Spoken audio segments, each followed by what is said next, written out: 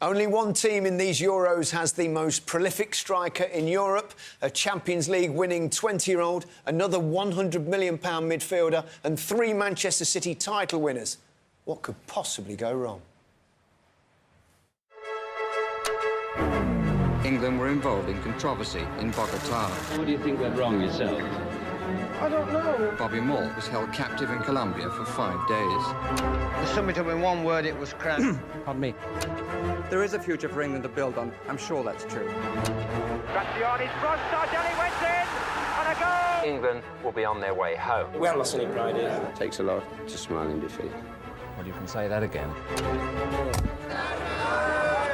gets the header, and it's wide! Did you see the World Cup? No. No, he didn't. No, he didn't see it. Not a total disaster. I would say it's a bit of a disaster. England's World Cup is over. England had been unlucky. Maradona handled the ball into the goal, didn't he? It's football for you. England go home without a point to their name. In the last minute of extra time! First time in a major tournament I can remember that we've had a little bit of luck. No words are needed. OK? You have to make sure that you're not the suckers. England are out. We haven't been the suckers. Tried to console Gareth Southgate after last night's missed penalty. We win together and we lose together. It's what the nation's been looking for. The feel-good effect will take time to kicked in.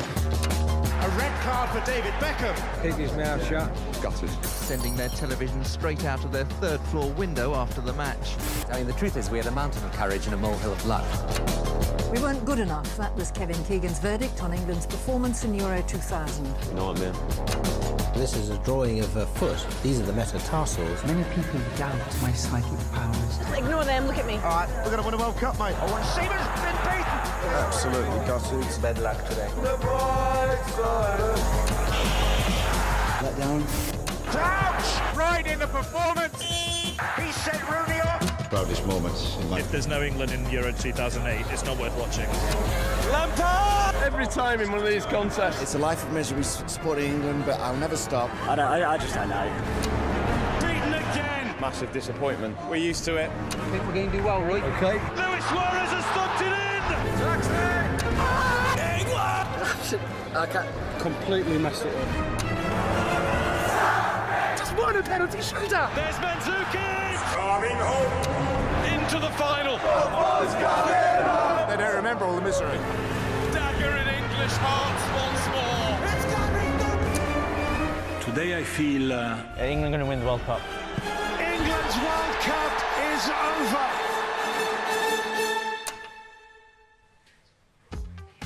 Well, that's filled me with confidence. It's never dull with England, is it? Gareth Southgate's 4th major tournament as manager begins in Gelsenkirchen against a Serbia team making its first ever Euros appearance as an independent nation. It's England's 11th appearance at the Euros. No team has played as many matches in the tournament without winning it. And this is how things stand in Group C. After Denmark drew with Slovenia 1-1 this afternoon, you can watch those goals on the BBC Sport website and app. Micah Richards, Rio Ferdinand and Cesc Fabregas join us. We'll hear from them in a moment, but first, here's the England team selected by Gareth Southgate. Goalkeeper Pickford has 9 clean sheets at major tournaments, 1 short of a record for the 3 Lions. Shaw is not fit yet, so it's Trippier at left-back, while Gehi partners Stones at centre-back. With this just the 3rd England game they've started together. The central midfield place up for grabs goes to Alexander-Arnold, who makes his European Championship debut alongside Rice. Attacking midfielders Saka, Bellingham and Foden have been in scintillating form, scoring a combined total of 70 club goals this season. Kane has also been prolific, of course, for Bayern Munich and will be looking to add to his tally of 12 goals at World Cups and Euros. Let's hear from Declan Rice. He's with Kelly Summers. Well, Dec, you've had to wait a couple of days, but finally England's opening game. Having seen some of the other big nations put in big performances, how much do England need to make a statement here tonight? I think the most important thing in any opening game of tournament football is to win.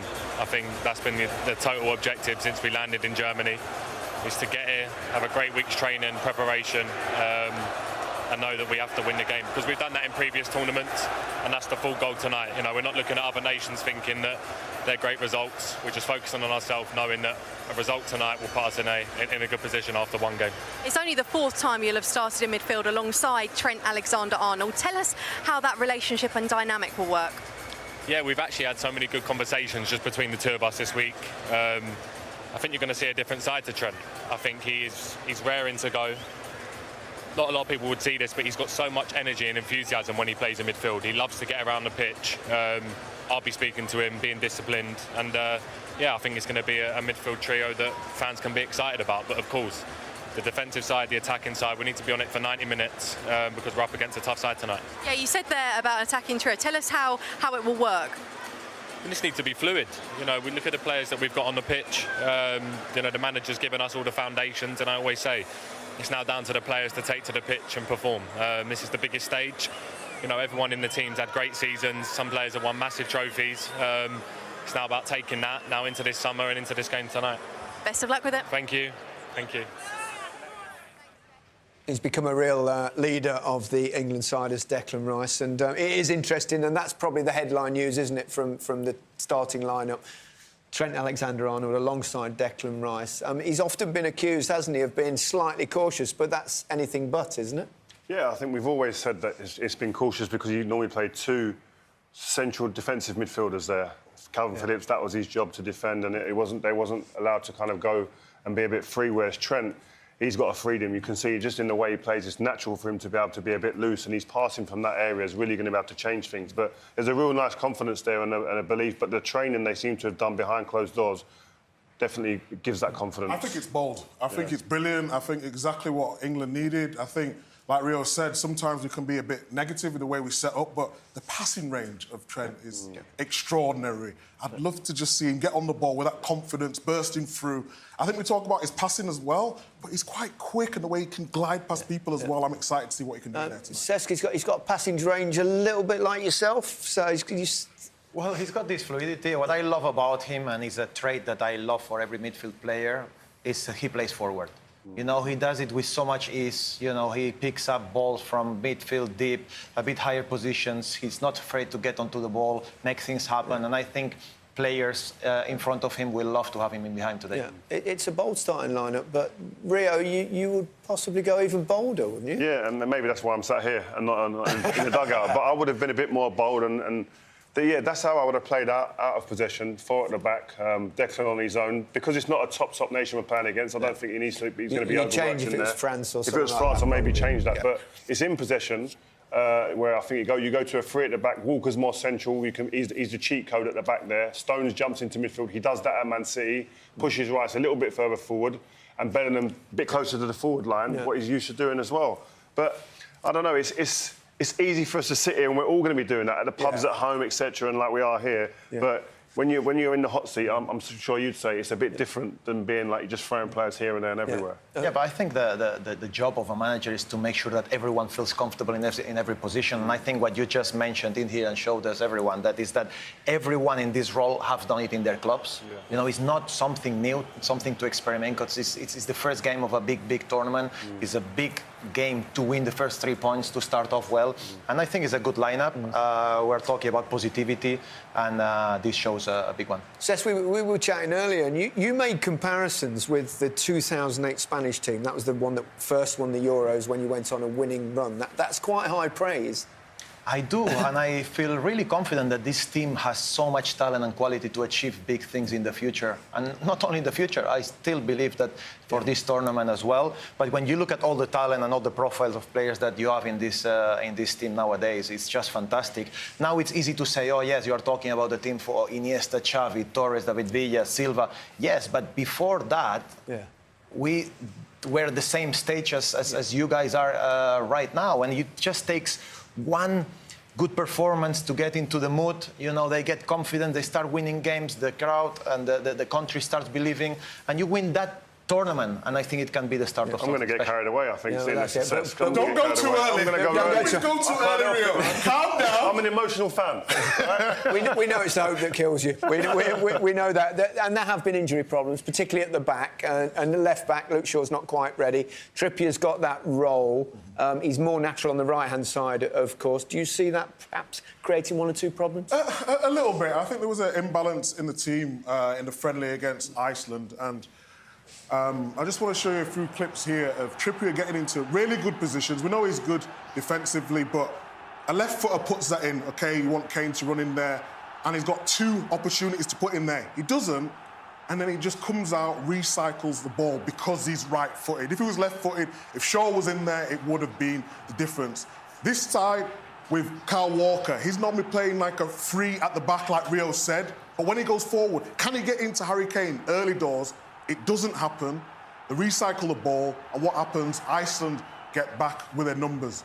When he went high, we don't want Kyle Walker in this position. We want him where John Stones is, where he can protect. He's the best at one-on-one defending. Iceland 4v3, and he will get punished. Against Serbia tonight, they've got quality players, and if you give them time and space, they will hurt you. And I've just got a couple of more examples. This is like Kyle Walker at Spurs. He would burst into space, but for some reason, he just didn't have the confidence. He slowed it down. What to do? Recycle the ball once again. Iceland get the numbers back. And if we want to win the game tonight, we have to move the ball quicker. I think the difference tonight is, in this game, there was Gordon who's on the ball now. We've got Foden who's playing left. So when he's in these positions, we need a left footer. You see Trippier here, he's not even looking to open up his body to get it on his left foot. It's recycling the ball. And I just think today, if we're going to get into them positions, we have to move it quicker, and especially with Foden down that left-hand side. I think it's good points you make there, Mike. But I also think is that it's interesting to see which fullback he's going to allow to go. Because you're going to need one fullback to go and maybe one more predominantly than the other. I agree with what you're saying there. Right. Mike, Kyle Walker is the cheat code at the back. You've got to leave him there and just let him stay, and then he will correct things. If there's something that is not working, he'll be there always. Serbia have a distinct threat. I mean, they score goals. They concede goals as well, but they're big, Mike. They're massive. They're really, really big. And I mean, you know, the average is 6.2. I mean, look at the size of them. And they're really dangerous on crosses and set pieces as well. So that's something we have to look out for. And they've gone with two up top as well. So you know what their game plan is. Get the ball wide as soon as possible and get crosses into the box. Wow. And you know Stokovic, don't you? Dragon, their coach. Yeah, I actually played with him at Grand Passaic. When I say played, I watched him most of the time because I was on injured. the bench, was he? Yeah, no, I was injured most of the time that I was there. He actually went on to coach Grand Passaic latterly as well, quite successfully. He's a great guy, very effervescent, great big personality, loves attacking football, so it could be open. Rio, you might just want to look away for a few seconds. We're taking you back to 2006 and England's last trip to Gelsenkirchen. The home of FC Schalke hosted the World Cup quarter-final defeat against Portugal and brought to an end the era of Sven-Göran Eriksson. Eriksson, who revealed not long ago that he's been diagnosed with terminal cancer, reached 3 consecutive quarter-finals but fell just short on each occasion.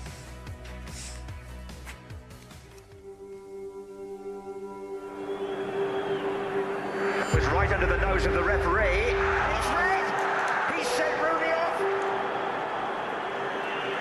Oh, Ricardo saves! This for the semi-finals for Portugal.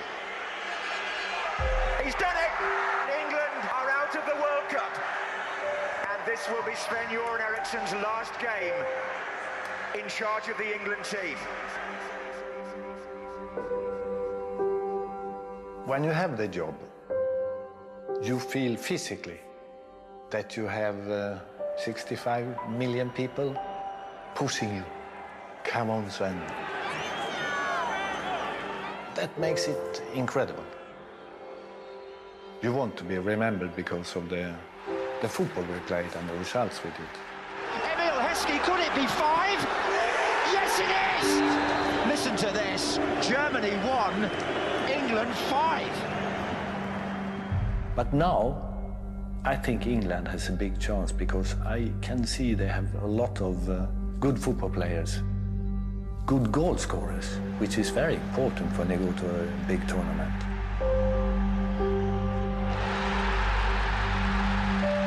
If I think about the fans, they always treated me extremely well.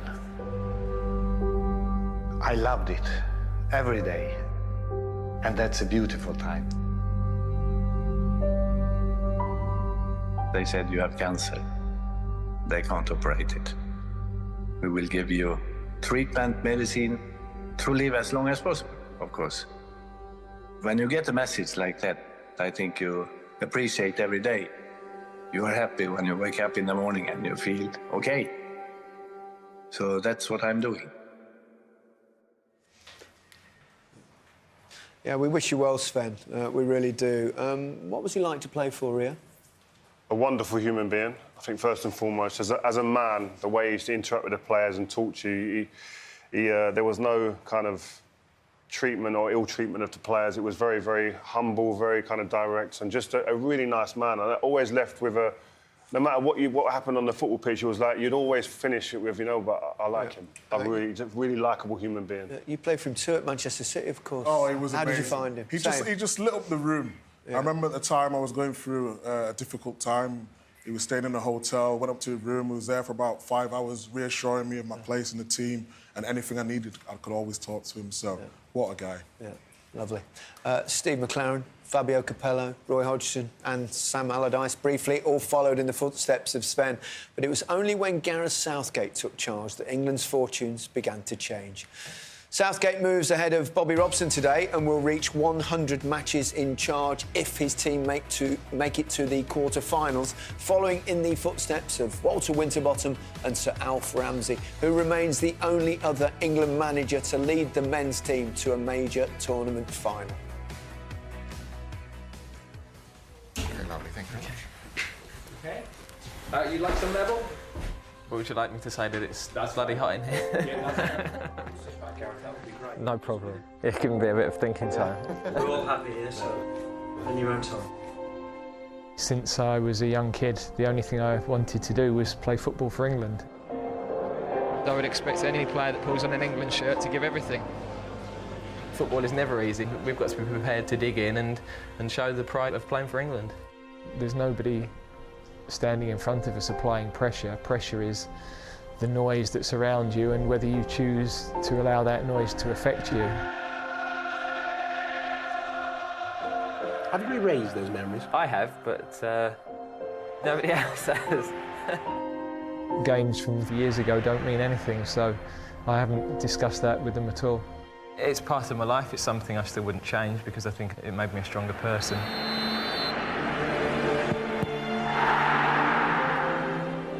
Huge responsibility on his young shoulders. It would be fabulous to put that behind me in some way by doing something positive. I'm not looking for sympathy.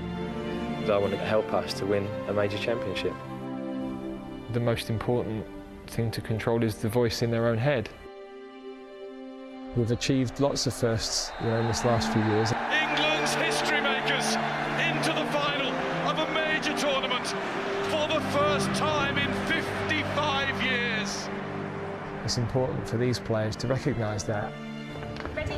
I think everybody knows we've got some really exciting players.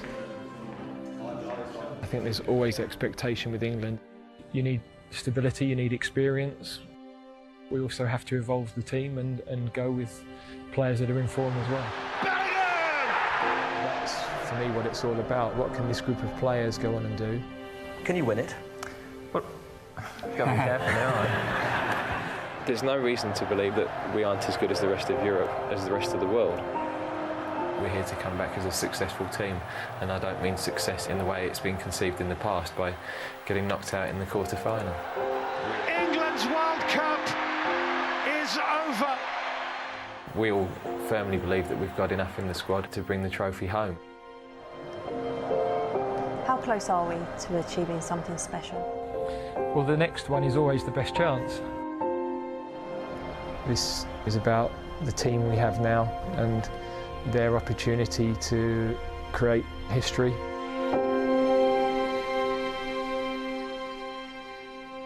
Well, Gareth, your Euros starts here. Do you get the sense of just how big a tournament this could be for both you and England? Yeah, it's a fantastic challenge, isn't it? We're excited watching the games that have been already played, and of course now we have the chance to put our mark down, and yeah, we're raring to go. The headline team uses Trent Alexander-Arnold, starts in midfield. What will that give England? A different passing option. I think that he's obviously got a fantastic range. Looks like we're playing against the back five, so not so much space at times to be able to break the opposition down, and he'll give us a different option to the other attacking players we have. Yeah, you mentioned the other attacking players. It's the first time we've seen Jude Bellingham since he won the Champions League. How do you see him operating in that role? As he normally does, you know, he finds spaces well. He's obviously got fantastic individual talent, and this season especially he's found the right moments to arrive in the box and being really clinical with his finishing, so he just has to keep doing what he's been doing. As for Serbia, you described them as a dangerous opponent in your opening game. What do you need to be wary of? Well, clearly their forward players are very good players. They get numbers forward early, and they're a well-organised team who mix their game up between being able to play and pass the ball, but also they go longer, so you have to deal with everything. Best of luck tonight. Thank you. England were comfortable winners of their qualifying group, finishing ahead of Italy and Ukraine. Penalty shootouts excluded, they've lost just one of their last 18 games in the Euros. That was against Iceland in 2016. Penalties cost them in 2012 and, of course, in 2020 or 2021. As it obviously is. Cesc, you're obviously going through this transition period from going from a player to be a manager. I understand you spoke to Gareth for a bit of advice about it. Yeah, while we were doing the pro license at St. George's, I had the chance. He came to give us like a little speech, talk about leadership, etc. And I was cheeky a little bit, you know, to ask him for advices and to have a chat for him for 5 minutes. Obviously, he went through a similar transition. He coached players that were his mates, his friends, and it happened the same thing to me. So I just wanted, you know, a couple of advices. What shocks me the most is his humility. He's a proper man. He always talks with honesty. He wants the best for England. You can see when he talks about it, he really feels it from his heart. And you know, I think for now, for these young players, he's a great man to have in charge. What was it like going from playing with your teammates and then managing them? How did you find that? Well, it's tough because the relationship change. You need to create a little bit of a break between you and your friends or your mates, in that case, your teammates. And you are the one that takes decisions. You are the one that now decides if they play or they don't play. So, you know, the relationship dramatically changed. But, you know, if you have it with humility and with respect, everything is achievable. So you've changed now. So you used to go having a bit of banter and flying about with your teammates, and now you were doing like throwing pizzas and stuff like that before. Now you're chilled out, yeah? Is that a true story, is it, the pizzas? I don't remember. But what was the topping? It was a margarita with pepperoni. We spoke last night, we were talking amongst us about Bobby Robson and Terry Venables, how revered they are and how much affection that the public has for them. It's not necessarily the case for Gareth, even though probably he's had slightly more success over the period of time with England. Do you think he's underappreciated? I think he's underappreciated. I think the work that he's done and where he's taken England from when he took over to where they are now, it's a huge jump. I don't think he gets the credit he deserves for that. And I think maybe just because he lacks that charisma that the previous guys you mentioned had, Bobby Robson. Yeah, true. And these guys had ridiculous charisma, so they become more likeable. But listen, if he wins... Yeah. I'd also say that at the time things were very different when they were actually managing. That going into '86, going into '90, Bobby Robson got terrible stick, and it's maybe that will come with time, Mike. Yeah, I think it will come with time, but I think it comes with him being bold, leaving Grealish at home, leaving Rashford. We would probably all had Grealish in our squad, and maybe fans would just think he's a little bit safe. That's what I would say. But he's done a brilliant job. He really has. The harmony in the squad has been brilliant. And just now, with this emerging talent, if you could just bring it home. Here we go. Told you. Don't get That's banned. That's banned. That's bad luck, that thing. Don't say it. Up to 40,000 England fans are expected in Gelsenkirchen. I think one of them's even found his way into the commentary box. Let's get a word with Euro 96 Golden Boot winner, Alan Shearer. Alan, thoughts on the team, the starting lineup? Yeah, he's gone very positive. That's what a lot of people have been shouting for. The people also were saying about he had to leave players out of the squad who were his go-to guys over the years, who perhaps weren't in form. He's done that. And he's also named a very, very positive team. And he's got some great players who have had great seasons on the bench if it's not working for that 11. Yeah, it's really important to get off to a good winning start, isn't it? Yeah, when you look at the teams that have played over the last few days, then it's Germany and Spain and Italy, certainly in the first half, and Holland. They've all got decent results. So, yeah, absolutely, it's always good to get off to a good start. As a centre-forward, you want the goals, and the midfielders, you want the assists, and the defenders, you want to work really well. So, yeah, it's vitally important. What do you make of that midfield combination, Alan? Oh, there's no doubt. I mean, what has to happen, particularly when Trent is getting on the ball, we can't have players coming towards the ball all the time because of his passing range. One or two also have to go over the top, which because he can find them, there's no doubt about that. So I'm excited about that midfield. Yeah. Any concerns in terms of the Serbian perception? Well, we know what they're good at. They're good at crosses. Mitrovic needs and demands crosses. He'll want to fight you in the box, so you've got to try and stop the ball before it actually gets in there. That's their strength. It looks like you've got a good view, Alan. Enjoy the game. Thank you. Cheers, guys. Cheers. But face the other way. Here is the Serbia team. There's a bit of a surprise in goal with Mallorca keeper Rajkovic winning his first competitive cap for 2 years. 6'5" tall defender Milenkovic began all of Serbia's games at the last 2 World Cups and is a key figure at the back. Captain Tadic has been dropped in order to make room for an extra defensive midfielder, so Sergej Milinkovic-Savic will instead provide creativity. The armband instead goes to former Fulham striker Mitrovic, who is his country's record scorer and is partnered by Juventus star Vlahovic. Let's hear from their head coach.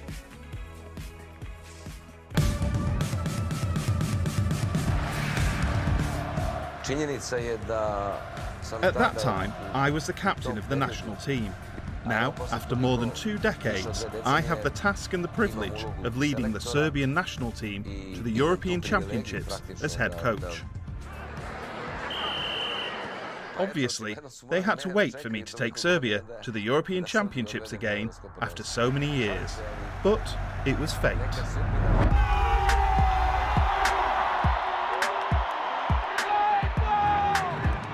It's Serbia's first European Championship as an independent nation.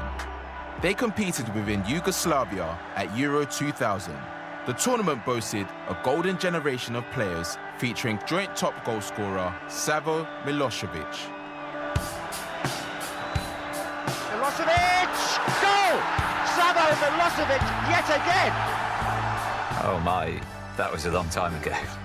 The best memory I have from my career is playing at 1 Euro and 2 World Cups. One of the best Balkan strikers of all time, Milosevic's 5 goals at Euro 2000 saw him become a cult hero as Yugoslavia reached the quarter-finals. To be part of that was a privilege, and I'm proud. Whether I'm famous or not, I don't really like talking about myself. When I was a child, I remember watching them. They were an inspiration and role models for me and my peers. And Stojkovic scores after an error by the German goalkeeper Kupka. Just as they left a lasting impression on the younger generation, we should try to do the same. This will be Serbia's 3rd major tournament in 6 years, but the Euro provides uncharted territory.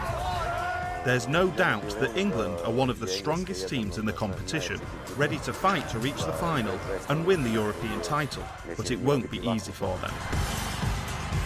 England has a really great national team. They are one of the main favourites to win the whole tournament. They have really incredible attacking potential, and they have many players with individual qualities beyond the norm. I don't know if it's good or bad that we're playing them in the first game. We have to play them, and we'll try to play a very good game and cause them problems. On the other hand, they have to prove that they're better than us.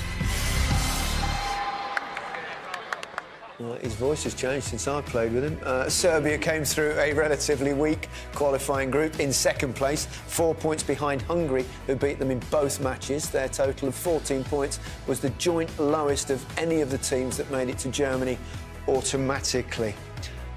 It's obvious where their strengths lie, Rio, up front, and in particular Mitrovic. It always strikes me as a real handful. How would you deal with him?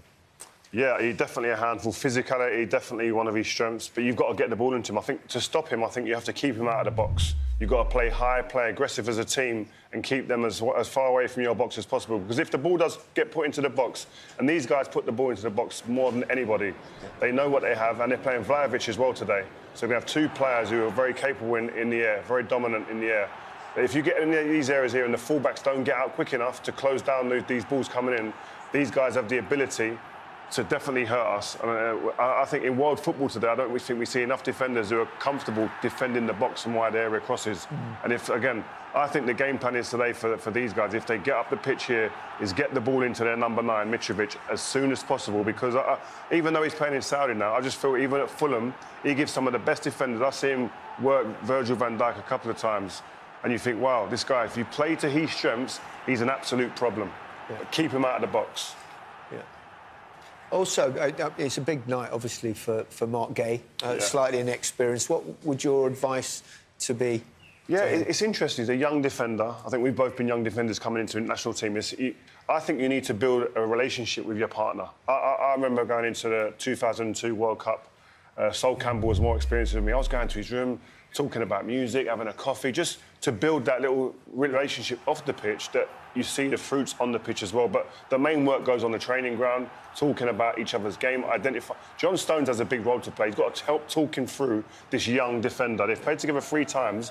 That's not a lot of games. It's an inexperienced line-up together.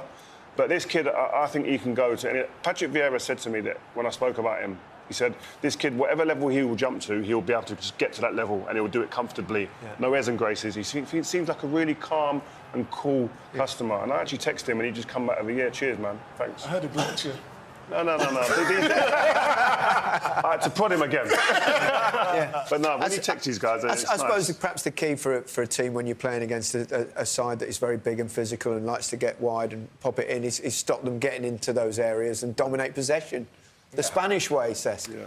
Well, I think, joking apart, I think it's very important that they manage the ball very well, that they are incisive. Obviously, with the game plan that Gareth is trying here, with the profile of players that he put in, I think this is what he's trying to do, to play forward. I think when we do the analysis of the fullbacks with you, Micah, today, there is an input even more important that Jude Bellingham is getting to the box. He scores a lot of goals. Last game, for the friendly game, he wasn't there, so he'll be super, super important.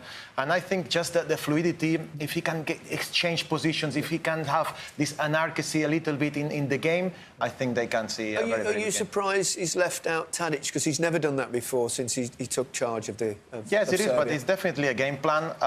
Tadic is the link guy, between the midfield and the attackers. He wants to be more direct. Obviously, he wants to get into the box, get out wide. And don't underestimate, this team, because individually, they have really, really good players that played at the top level. And one of those is Vlahovic. Certainly deserves respect. Yeah, he's amazing. Obviously, he struggled a little bit at Juventus. I saw him at Fiorentina. He was outstanding in terms of his link-up play. He could score goals, right foot, left foot. But in this team, normally they do play with just one up front, but he's just finding a way to get in there. His confidence was knocked a little bit because before he went to Juve, Real Madrid were in for him, Arsenal were in for him. He had a bad injury which set him back a little bit. But his movement around the box is brilliant. And I always look if I was a defender, how would I mark him? And when he's on form, it's very difficult because he can do so much things with his game, whether it's coming short, whether it's running in behind, whether it's his touch, whether it's his finishing. But he's brilliant. And I just think England have to be careful tonight because if he gets space in the box, he can hurt you. OK, the England team are out warming up at present. Jordan Pickford has been a mainstay for England in the past 3 major tournaments. Only 4 England keepers have won more caps. One of them is Joe Hart, and he's pitchside with Kelly. Yes, 75 caps for Joe Hart. He was, in fact, the man who had the England #1 shirt before Jordan Pickford. And Joe, Pickford is someone that you've seen at close quarters. What would you say his main attributes as a goalkeeper? Jordan's been exceptional. High pressure, profile like this, tournaments. Incoming. I knew that was going to happen. Yeah, he's been great.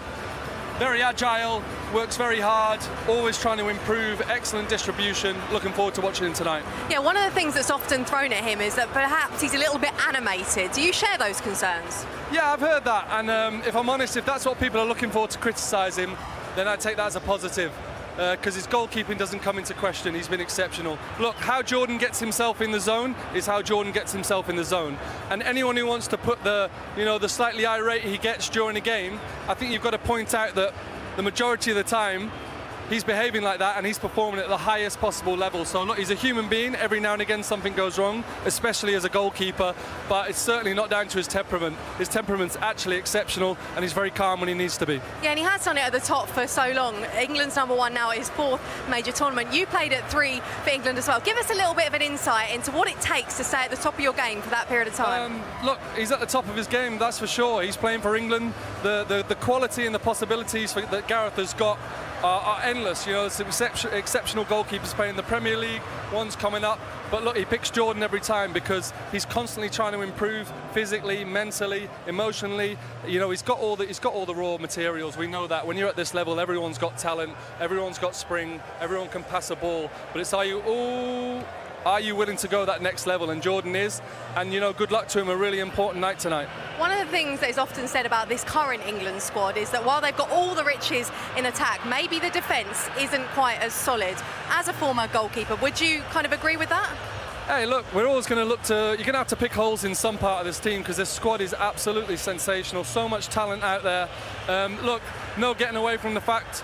I think ideally as England supporters would want Harry Maguire out here, but look, Mark Gahey's getting picked tonight because he's the best available centre-half other than John Stones in the entire country. And as I said before with Jordan, Gareth's got all sorts of options when it comes to the goalkeeping department, and he also has at the centre-halves, and Mark's the man that he's chosen, so let's get behind him. I'm really excited to see how he does. Look, he's in with John Stones, Kyle Walker, Kieran Trippier, superb players who've played at the highest level, so I think he'll be okay. Yeah, and players that you know really well as well. They came over and gave you a big hug when we walked out onto the pitch, friends for life. As for Serbia, Alexander Mitrovic, someone that you'll have played against in the Premier League, what do England need to be wary of?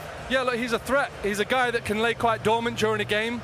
He's very economic with his movement, but give him a chance and he'll score. In recent years, I've just checked his international career. Exceptional scoring record. We need to keep him quiet, but at the same time, so what if he scores? That might happen in this tournament. We've got to stay cool, keep believing in what we're doing, and score more at the other end. And it isn't just this England goalkeeper that you know very well as well, because you know the Serbian one too. No, I know Vanja Milinkovic-Savic, cross paths at Torino, giant of a man, very talented. If it back to the wall kind of keeper, he'd be exceptional. But yeah, I'm more interested in what goes on with the England boys tonight. So are we. I've got to say, you sure you want to retire? Because some of your reactions to these balls going on around us have been impressive. Yeah, I'm staying on my toes. Absolute buzz, by the way. What a place to be. What an atmosphere. Yeah, as we walked out here, Joe said this was a huge buzz. Ice cold when you were playing, but a bit different now he's on this side. We'll be back at half-time, Gary. Joe wasn't aware of the fact that Milinkovic-Savic was left out, actually, surprisingly so. From one former England captain to the current incumbent, Harry Kane sets a new record today for the most major tournament appearances by any England player, moving ahead of Ashley Cole and Raheem Sterling. No other Englishman has also scored more goals in major tournaments. It's Harry Kane! Harry Kane.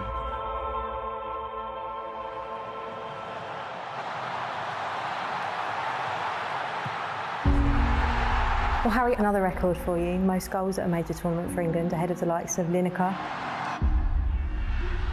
Shearer, Rooney, Owen and Hurst. How much do those records mean to you? Yeah, I think they just keep me motivated to keep pushing. In my first major tournament, I was never thinking about, oh, can I be the one who scores the most major goals for England? I think I scored 4 in the last Euros, which was a decent return. But I always feel like, there's opportunity to get more. But, I think what I've learned over all the tournaments is not to panic if you don't, especially early in the tournament. There's a lot of big games ahead. There's a tough few weeks ahead of us. That's going to be hard physically and mentally. From my point of view, I just want to be there on the pitch, helping as much as possible. There's so much talk about all of the players around you, who's going to play in attack, but we all know it's going to be you that plays. How much do you relish the pressure of being that main man? I think I've worked hard to get to that point, and consistency is a big thing for me to be able to go year on year and keep improving. As the tournaments go on, you get more experience and you start to learn more about yourself. And I'm 30 now. I feel like I'm at the prime in terms of physically and mentally where your game's at for the next kind of 4 or 5 years should be at the very top level. Confidence is high. I'm always someone who likes to lead by example, and that's what I'll continue to do.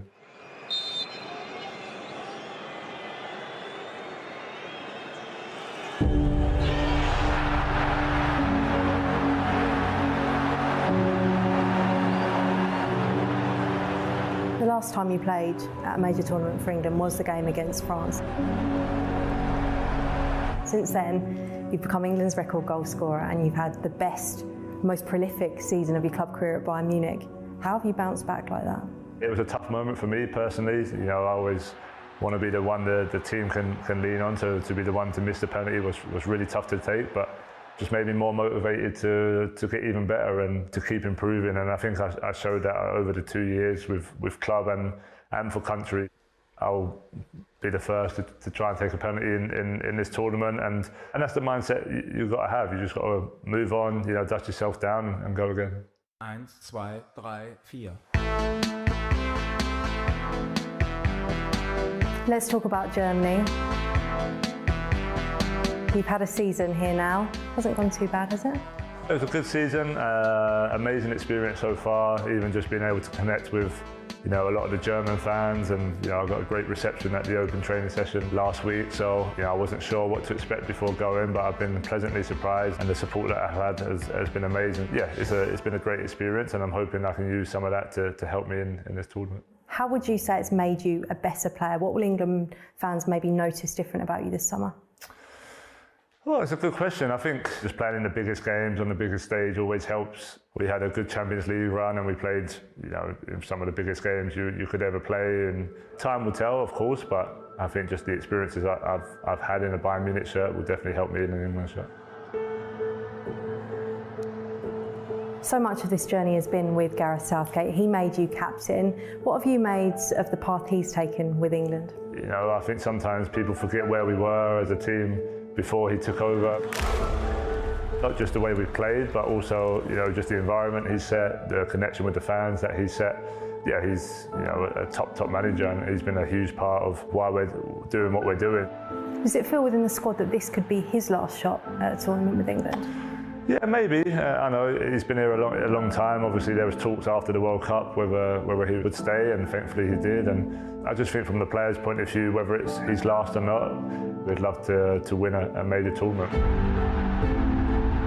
He deserves it, and it's just the only thing missing now is to go and get that major trophy. So, we're definitely determined to try and win this one for him.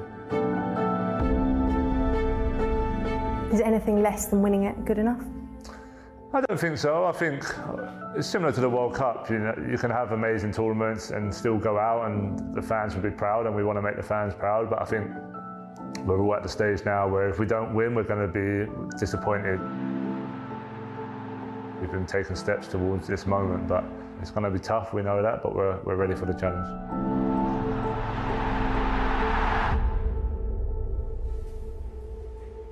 Have a look at this. Harry Kane tops the list of most goals and assists in Europe's top 5 leagues. But not only look at that, but have a glance at who else is on there. No shortage of talent in this England side, certainly going forward, that's for sure. Harry Kane moved to Germany, of course, didn't he, to win trophies. It would be kind of cool if the first trophy he gets is in 4 weeks' time. I think if you'd have said that to him at the beginning of this season, he'd took that definitely. To win with England, it makes him immortal. Look at the names on there. I just want to highlight goals in major tournaments. He's above you, Gary. 9 World Cups, though, Michael. But you know, just going back to Harry Kane, I think that he's hugely important. Obviously, captain, goal scorer, etc. But I think I want to see him higher up the pitch, play against the 2 defenders, pin them back, and create the space for the likes of Foden, for the likes of Jude Bellingham. I've watched him a lot at Bayern Munich this season. He has stayed a lot higher generally than perhaps he did when he played in England. So and we need runners as well. If that helps. And I think we need the people like the wide players or Bellingham to get beyond him, so that you can find a way to keep their back 4 or back 3 back. Yeah.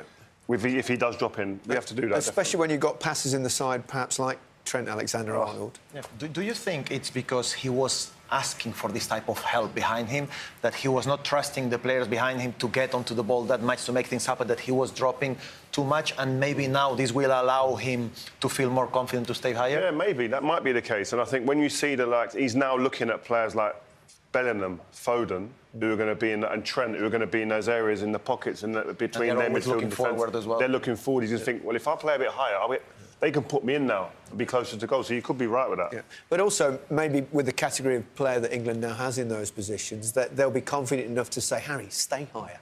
That's important, isn't it, to that kind of communication? I think it's important to always have a reference. Me as a midfielder, to liberate space, to create something happen, you need the centre-backs ping. Nowadays in modern football, you know, centre-backs, they are not scared and afraid to jump on you. So at least if he wants to drop deep, you know, Bellingham, Foden, Saka, Gordon, they need to attack the space in behind, especially against the back 5. I always say the most important thing to attack a back 5 is always to make little runs in behind, like maybe Italy did yesterday in the first half. Yeah, indeed. Trent Alexander-Arnold, it's a big night. A big night for Trent. He's moved into midfield. I've said for years and years and years, I think he's a midfield player. Seth's not a fullback. I think he ended up there by accident. I really hope... You've said this for years, Gary. I have to admit, you've said this for years. But I might be wrong. But what a footballer, what a passer of the ball. I just think it's his natural ability, and what I like about him is that you put him in any part of the pitch, in any position, and he will deliver. What I like, I said before, he plays forward. He does it with so much ease. Players like Salah, Saka today, for example, Gordon, they need to be so happy to see this type of player, this type of profile. What I seek always in midfield, you need to see the furthest player. After, if you cannot play the furthest player, you start playing a little bit short. But you know, look at this. Honestly speaking, I haven't seen many players in my lifetime that they make this type of transitions, they make this type of passing, short, long, switches of play with so much ease, with so much natural ability. He can make final passes inside the box as well. He can take set pieces, free kicks. I mean, he's got the whole lot for me. I think an important thing is when you're talking about someone like Trent is not focusing on what he can't do. It's focus on what he's got. And he's actually got a great part of his game that is like it's incomparable with anybody else really. His passing range. We've seen an array of passing here that like 2 or 3 players should be doing and having been good at one of them. He's good at everything and he can score goals as well. And I think concentrate on what he's good at. He's in there to create things. Harry Kane, play high, this guy will find you. He's not a natural defender, Micah, so therefore take that away and play in a position where you don't have to worry about that quite as much. It's just, you know, that one-on-one weakness that he probably had as a defender is irrelevant. Of course, though, I just think as tactically as well, you've just got to be aware. Against Serbia, you can build that confidence with them passes like the guys have just shown there. But tactically aware, when you're playing maybe a France or a Germany, it's just how can he deal with that position, you know, when you're up against better opposition? That's the only question mark. Micah, we've gone, I don't know how long we've been doing, 45, 50 minutes without talking about Jude Bellingham. He's turned into a global superstar. He's a leader. He's a winner. Could he be the player that perhaps drags England over the line? It's his 3rd major tournament. He's the youngest European player ever to play in 3 major tournaments. And look who's on that list at number 4. Seth's there as well. I just think his whole package, his temperament, obviously going to Dortmund so young and then making that move from Dortmund to Real Madrid, just 20 years of age. I think what's so good about him, he's versatile. He's played a lot in the 10 or a false 9 for Real Madrid, but I actually like him a little bit deeper, like Rio does as well. And a lot of people don't give him credit for the work rate he puts in for the team. There was times when Real Madrid in the Champions League this season, there was under the cosh, and the work that he put in, I think his form dipped a little bit towards the end of the season, but in terms of work rate and the full package, what he can bring to this England side is just immense. What do you make of him, Cesc? Because he's not, you know, he's not like Trent in terms of his passing. He's not necessarily a dribbler. What are his strengths? What does he give to this England team? I think he complements really well the other players in midfield. Rice needs to be a little bit more the positional guy, Trent the controller, and he will have that freedom to get into the pockets, to get into the box, which for me, he's one of the best players in the world right now. He's clutch, you know, he gets into position, scores special goals. He has an eye for an assist as well, and he is unpredictable. The way he makes runs into the box, he reminds me a little bit of Frank Lampard as well, where sometimes he's not too much involved into the pitch, into the game, but he's special when it comes to I think a lot of what I was really impressed with him is he plays what the game needs. Yes. That's what that intelligence at that age, at 20 years old, to understand what a game needs. It might need me to play out of position today and to work in a way that I'm not used to, but I'll do it. Yeah. And I'll do it to the best of my ability and to a high level. But I think the separator for him, above all of these other wonder kids that are around at the moment who are flying and playing well, is the mindset, the mentality, the capacity to handle pressure and expectations and go in and deliver at the highest standard. Yeah. Perhaps one concern, Phil Foden.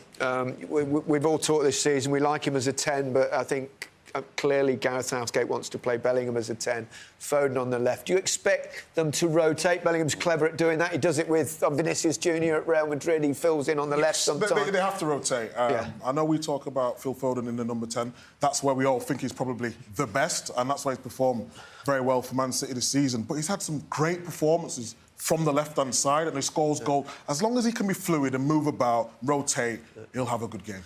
How do you see it going? I'm going to go England win. I think it's going to be difficult. I think in terms of what I'm looking for in the game, Kostic on that left-hand side, Kyle Walker's got to engage with the two strikers, Vlahovic and Mitrovic up front. They've got to stop that at source.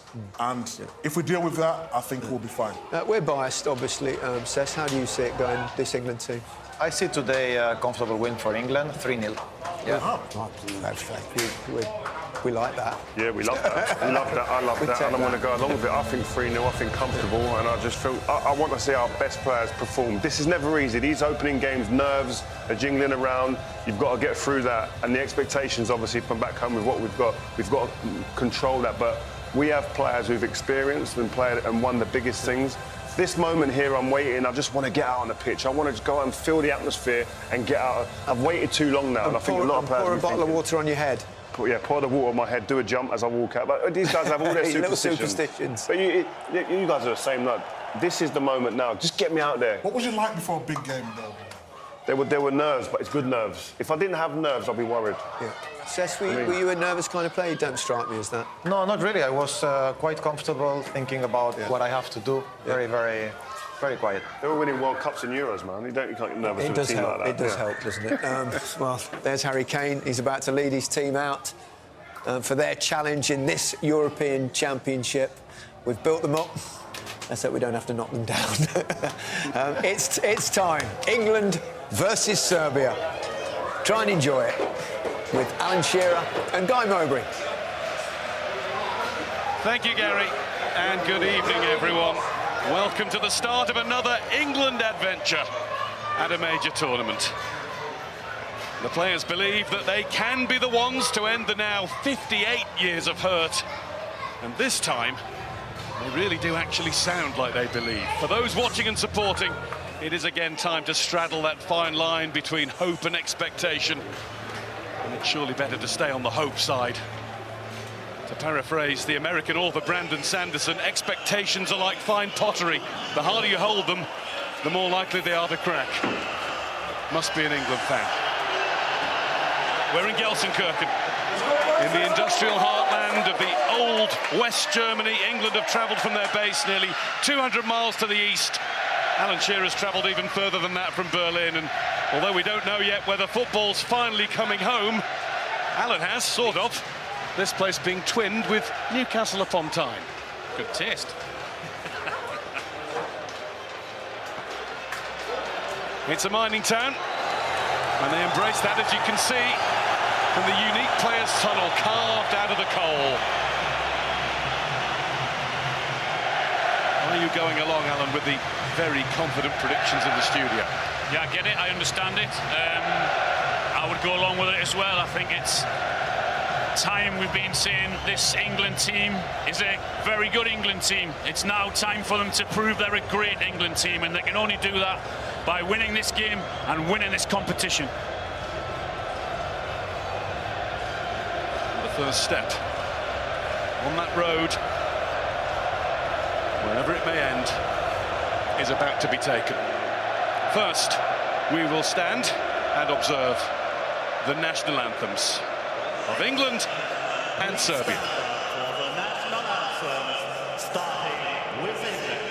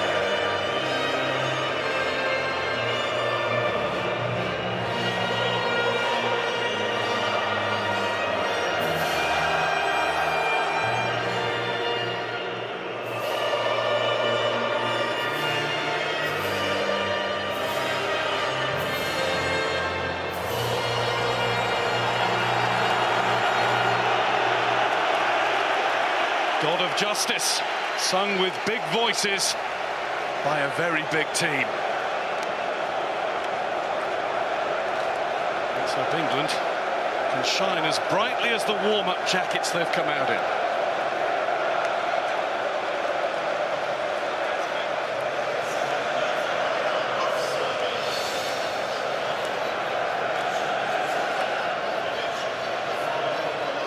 Here's the Serbia lineup.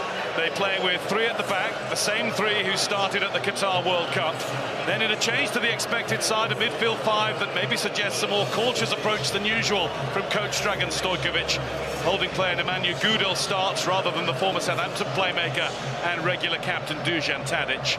So the armband goes to record scorer Alexander Mitrovic, who we know very well from 5.5 prolific years at Fulham. And he'll be partnered by Dusan Vlahovic of Juventus.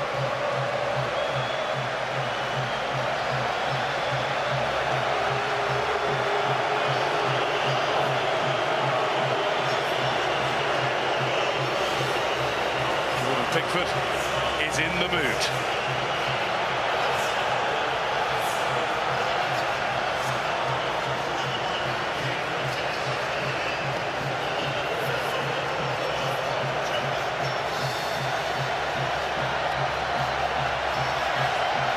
The referee is Italy's Daniele Orsato, who will be retiring from top-level officiating after this tournament, and who also took charge of England's opener at the last Euros. A 1-0 win against Croatia at Wembley. It is the England lineup that was widely predicted, as Mark Gahey takes Harry Maguire's usual spot in defence, and Kieran Trippier plays at left-back. Luke Shaw not quite ready to return from injury, although he is a substitute. Trent Alexander-Arnold in midfield as Declan Rice's partner. Those the only three differences from the team beaten by France in the World Cup quarter-final 18 months ago, since when the attacking quartet has flourished for their clubs, boasting 114 goals between the four of them last season.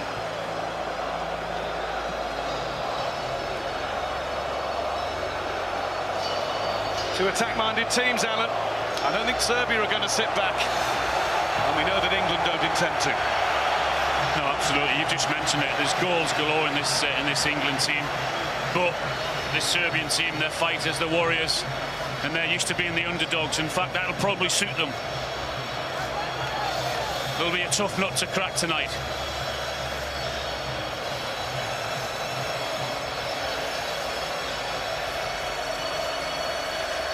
Saka, Bellingham, Foden, Kane. They have the greatest responsibility of all, scoring goals.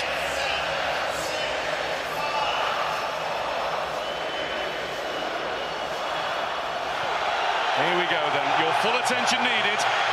This has been a tournament of early goals so far, and it was on this day in 1982 when Brian Robson scored England's fastest ever at a major finals.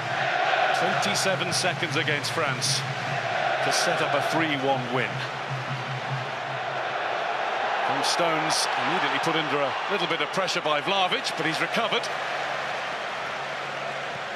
Vlahovic and Mitrovic will try and keep up that pressure whenever they possibly can. They are a very, very formidable striking duo. Absolutely. I think what you'll see is, though, with Mitrovic, he'll be the main number 9 up there, and Vlahovic will just try and play in behind him and try and help the midfield out when he possibly can.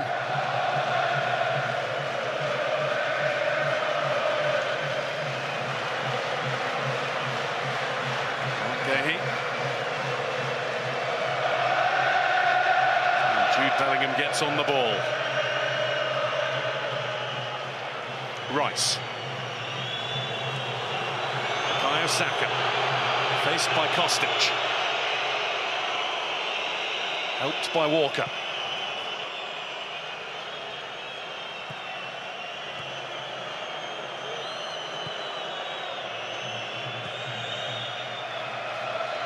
Gahey, and Trippier available on the left-hand side, but it's going back the other way.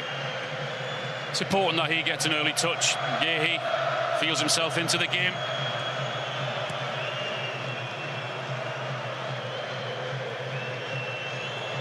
Foden. He's not out on the left-hand side at all. Yeah, I don't mind that. He's got the freedom to go where he wants, and already he's just shifted onto the right-hand side. Given away by Trippier. And that is a clearance that was only with clearing intended. I think it's clear what the strengths of this Serbian team is as the centre forwards, but when you look at weaknesses, certainly you've got Zivkovic on the right-hand side, more of a winger than a wing back, I should say. The back three are all big, tall guys, love to play out, but prone to an error if England can get the press right. England are absolutely dominating possession of the ball so far, and have now won a free kick with Saka the victim of a foul.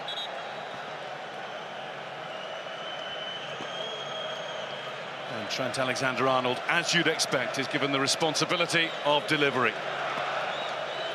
Foden just had a little run there. Thought he was just going to slot him in down the right-hand side, but he's placing the ball and going to whip this ball in with some pace and hope that someone gets on the end of it. Serbia have drawn their tall line right across the edge of the penalty area. It is whipped in by Alexander-Arnold. Declan Rice takes over.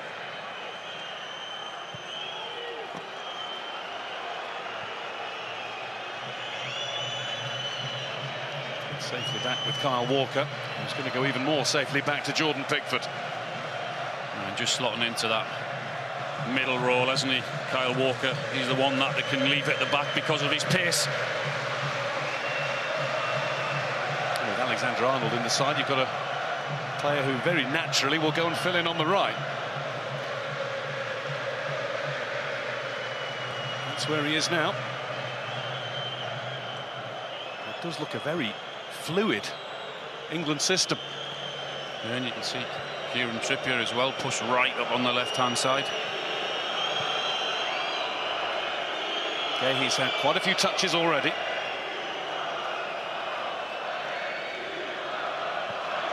Stones to Foden.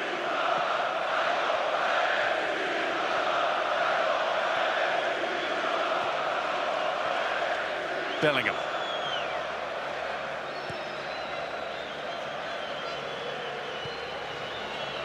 Alexander-Arnold.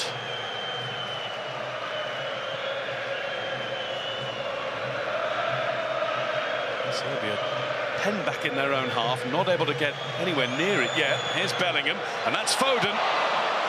And for once, the ball didn't stick as it usually does with him. And again, but it's important, he's coming in off that left-hand side, and the understanding between him and Bellingham in that 10 role, finds him with a wonderful pass, and he's just his touch let him down. Trippier's gone here. He's done well to win the ball. Foden with a shot that he seemed in two minds about. It's just offside, I think. And the flag went up anyway.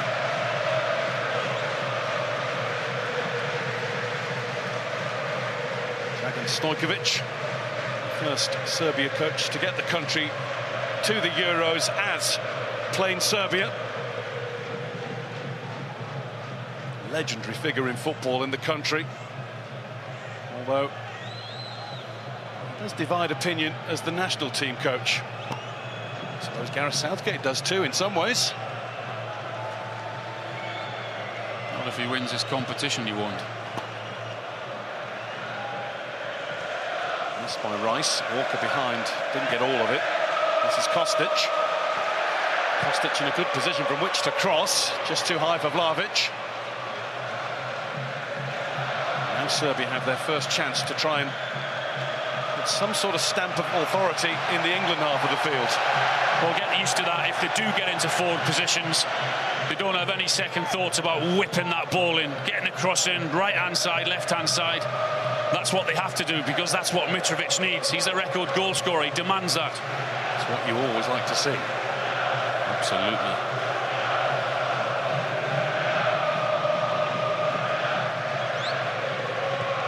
Predrag Rajkovic. Terrific leap that from Stones.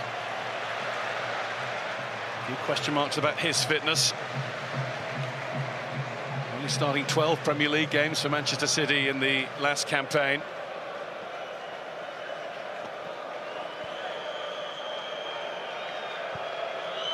Alexander-Arnold out to Trippier.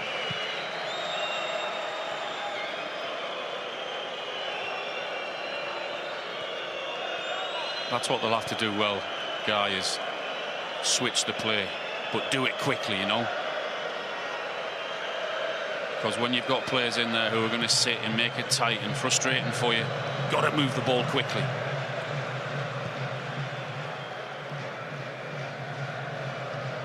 Stones.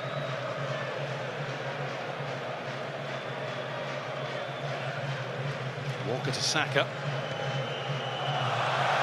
It's out for a Serbia throw after a little bit of contemplation by the assistant referee on that side of the field, Alessandro Gialatini.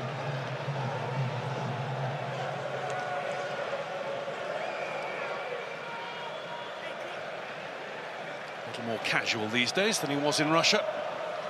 He first started out in tournament life as the national head coach. The waistcoat has long gone.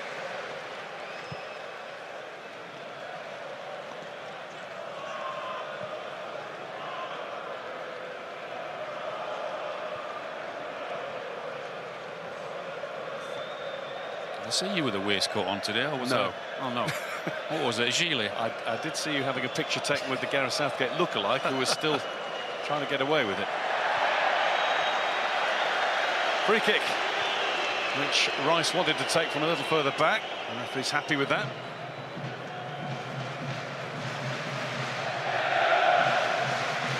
Rice trying to slot Saka in down the side. It's Pavlovic who gets it away for Serbia as far as Rice. And he didn't quite keep it in. It was a good run by Saka. He actually just came short to go along. Kostic came with him, who's going to try and stick with him very closely on England's right-hand side. He just couldn't get away from the centre-half. He read it really well.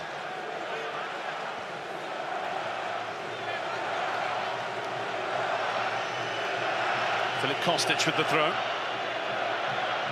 Knows Germany well, spent 4 years at Frankfurt before joining Juventus, and he was at Stuttgart and Hamburg before then. Nicely taken. Now Bellingham, even more nicely kept, to win himself a free kick. A couple of times he just comes short there, hasn't he? Got the ball, and his technique and his touch have been superb just to get him away from the marker there. Gets another foul. Good play. Shirt was being pulled at the bottom and arrived at the top.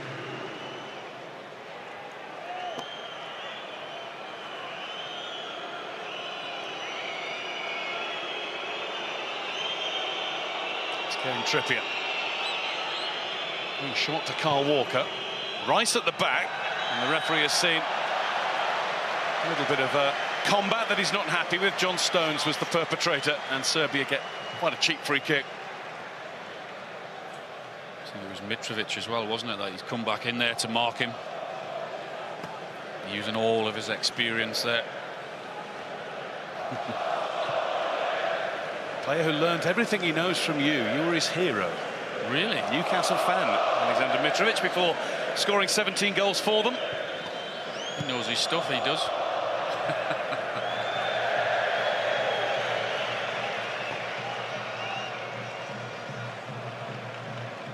11 goals in a 5.5-year stay at Craven Cottage. 43 goals a couple of seasons ago.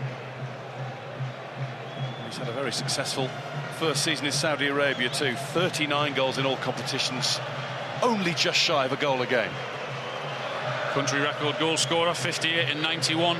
Very, very good record. All of the numbers are good no matter what levels that you are scoring them in. Absolutely.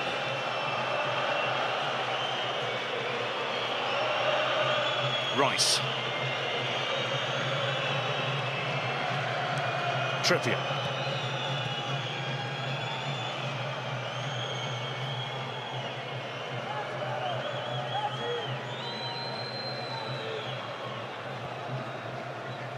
Trippier once more, winning a throw-in.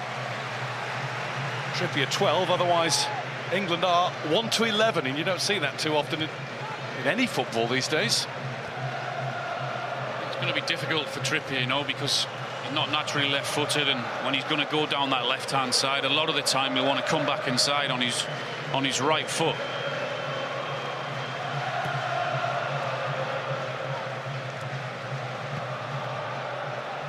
John Stones.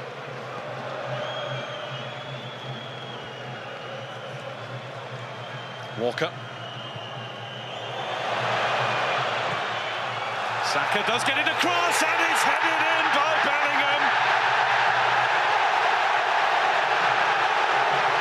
12 minutes.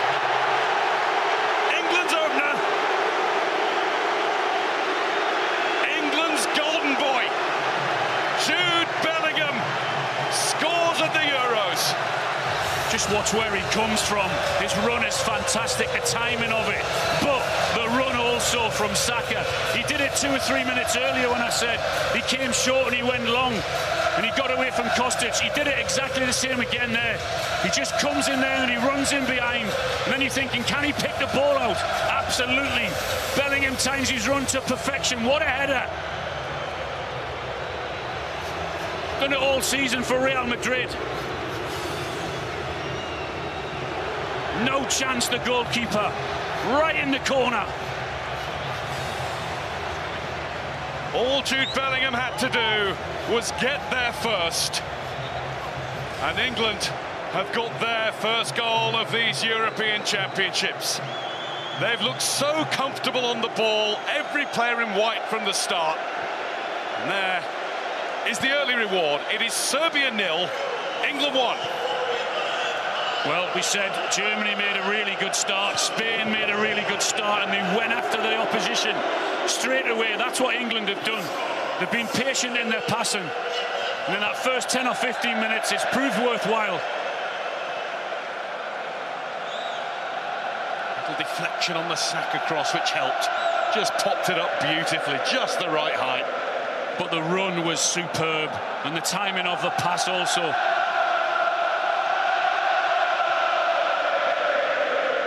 that has raised the volume as you look at it, mainly to the right of your picture. England leading off the field in numbers too. Flags from clubs at all levels. There's barely a club from the top 6 or 7 tiers of English football that's not represented here, from Arsenal to Ascot United.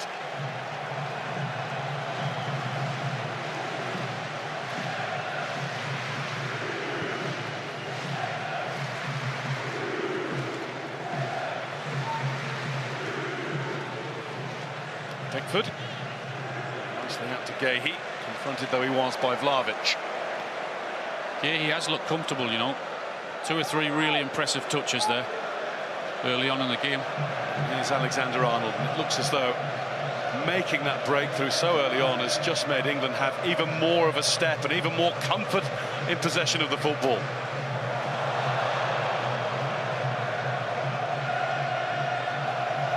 When you're playing against the back 5 and you've got 3 in midfield who are going to try and frustrate you, it's really important that, I said earlier, you move the ball quickly, but also you keep the width.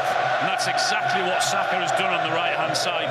Foden not so much because he's got more freedom, but Saka on the right-hand side is going to be a huge problem for them. A couple of great runs already, one leading to the goal, and one way who's really unlucky that the defender read it well.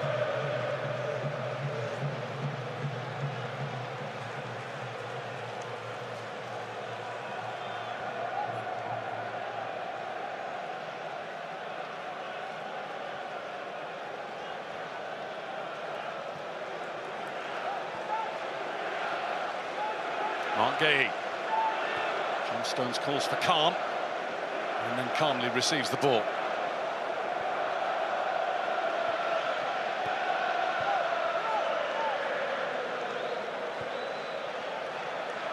When England have got the ball also, look, they're playing it more of a 3, you know, Gehi, Stones and Walker going in there, and then Trippier's gone wide on the left-hand side as well. Helped on by Kostic, but he couldn't find a red Serbia shirt. Walker. Now Saka.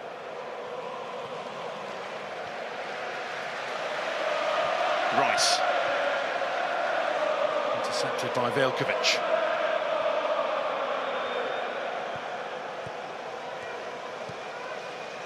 Trippier. Bellingham being held on to. The foul had already been committed, and referee Orsato is racing across just to have a word with Živkovic. Showing a few signs of frustration. Here's Walker. That one just wrong-footed Bukayo Saka. Mitrovic takes it up. The Serbia number 9 has had a few touches of the ball. The England number 9 hasn't yet. That doesn't matter. I knew you'd say that. He'll just want one. So long as that one is about 5 yards out, that's all he wants and needs. And England are winning, so who cares?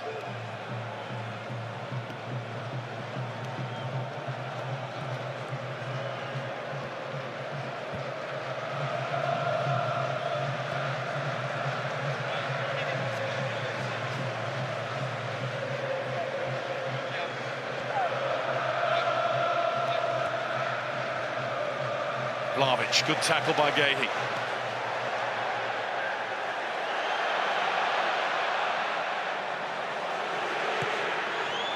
That's put wide by Trent Alexander-Arnold. Had to take it early, had to take it a little bit high.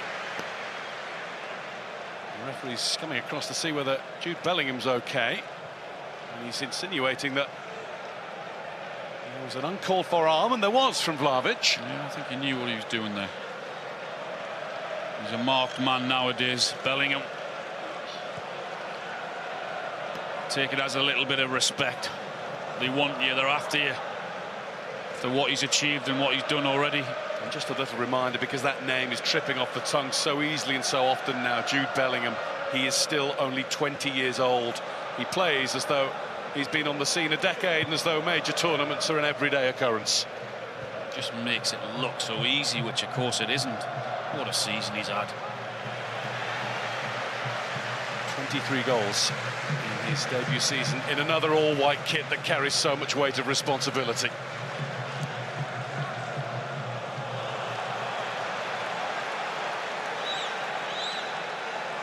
Imagine at 20 years old, Alan, joining Real Madrid and scoring 17 goals in your first 20 games from midfield. Staggering. Absolutely staggering.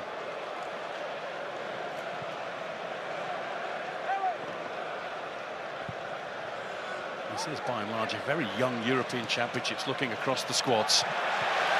Performance of Lamine Yamal, the 16-year-old from Barcelona for Spain the other night, was magnificent.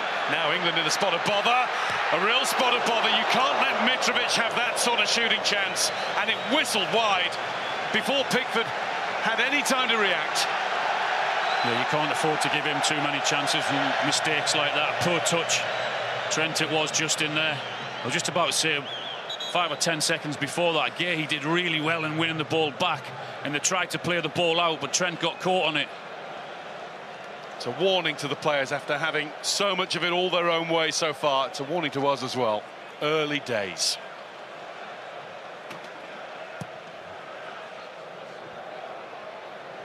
Harry Kane wrestling for his first touch. Being wrestled by Milenkovic, and a free kick. Saka is pulled down. Daniele Osato making it clear that it's not the first time. Wasn't quite Chiellini pulling him down 3 years ago, but it'll do. Free kick in a dangerous position.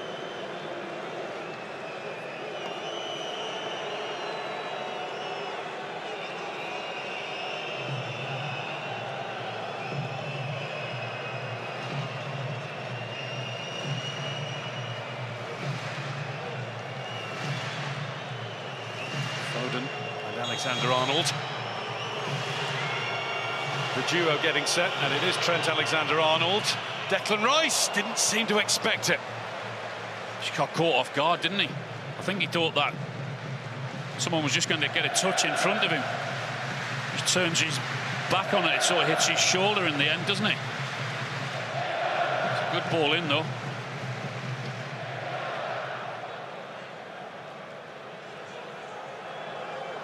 Serbia slowly, steadily try and play their way out of defence. Oh, Sasha Lukic of Fulham, who's in central midfield but has hardly seen the ball anywhere near his boots. Same goes for Sergej Milinkovic-Savic, the tremendously talented former Lazio midfielder next to him.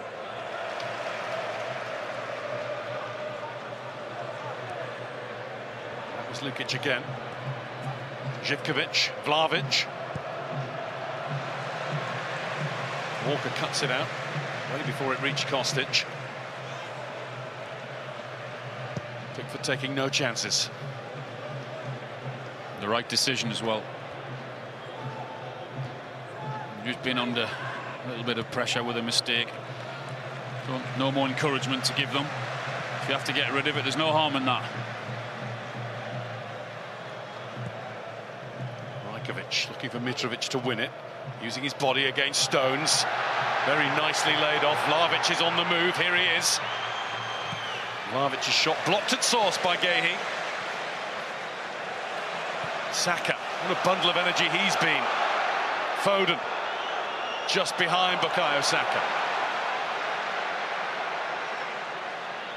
Kostic. Trapped by Bellingham. Being bothered by Bellingham. England's throw. And Jude Bellingham leaves a little bit on Filip Kostic and then very wisely ignores the riposte. Yeah, don't get involved. You've had a great start. You've scored a wonderful goal. Touch has been fantastic. No need. Fired up.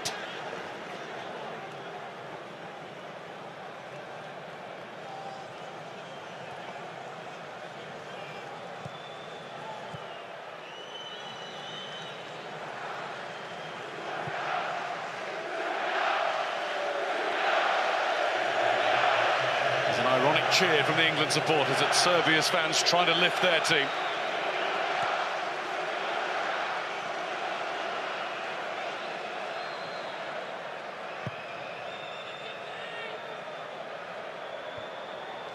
Milenkovic deals with Kane.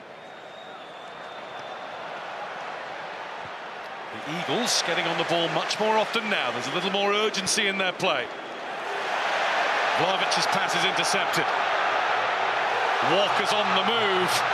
Walker surges into the box. He was pushed, was he? He was certainly off balance as he tried to play it across. Nobody able to apply the finishing touch. Kyle Walker flying. Wonderful play from Trent. We see he's in there for his passing ability, but the way he read that in front of that back four, then set England forward with a run from Kyle Walker. No one was going to keep up with him or catch him. He was just going to hope that someone was going to get on the end of it. It really was intelligent play from Trent. Pavlovic just made his presence felt slightly. Not enough to have any sort of decision made against him.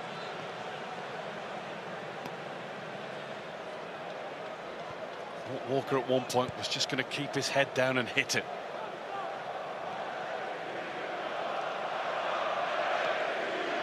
I think many could keep up with him. That was the problem. Off Foden and out. A ripple of applause from Gareth Southgate right in front of him. Well, he'll be a really happy man the way his team have started. Been really positive, had plenty of energy. His 96th game as England boss tonight, moving ahead of Sir Bobby Robson into third place on his own. Only Sir Walter Winterbottom and Sir Alf Ramsey have led England more times. That's a lot of Sirs. Who knows one day?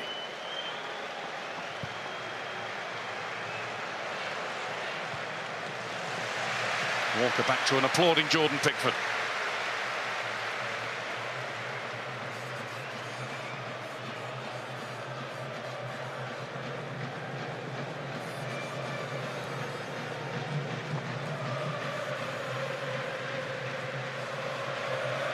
I think they're just trying to encourage Serbia to come and press them, and then what happens is you're inviting the long ball up there because Serbia gone 3-3 at the back. Now Kane that time made sure he got Nikola Milenkovic out of his way. There is a real old scrap going on between those two every time the ball's anywhere near them. I think the man from Fiorentina's just about shading it so far. You can shade it for 89 minutes if you want, if you're a centre half. You just need one chance as a forward, that's all. But that's what England are doing, you know, when Pickford's got the ball, are just trying to draw Serbia on because they are being brave and going 3v3 at the back. And that's why Pickford's knocked that ball long 2 or 3 times. Milenkovic back to Rajkovic. Veljkovic. Mitrovic not enough on that. Rice finds Trippier. Bellingham finds Walker.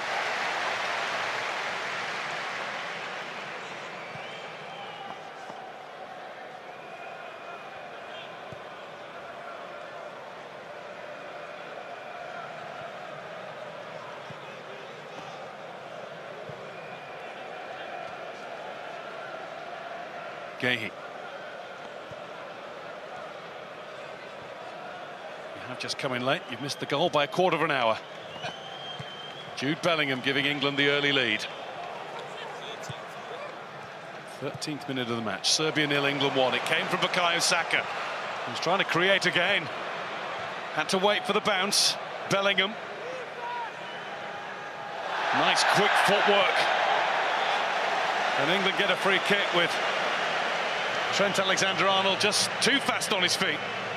Swept off them. Saka's doing a great job down that right-hand side. Kostic and Pavlovic don't know how to handle him. His movement is superb. As I said earlier, the great run is the defender going to come win you when you go short? Because if he does, he knows with his pace, he's done. The space is inside behind him, which is exactly what he wants, and they're finding him. Well, the last England free kick, Alan said, was in a good position. Well, how about this for a great position? Same sort of position from which Kieran Trippier scored his only international goal. World Cup semi-final of 2018 against Croatia. That did not end well. It started very well. He'll have to be a bit forceful if he wants to get Trent off it. Nice to see a cue.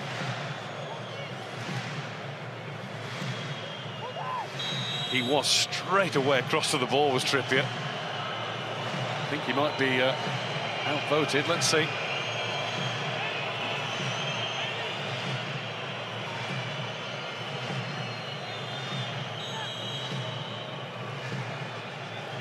Trent Alexander-Arnold is seeking the sweet spot.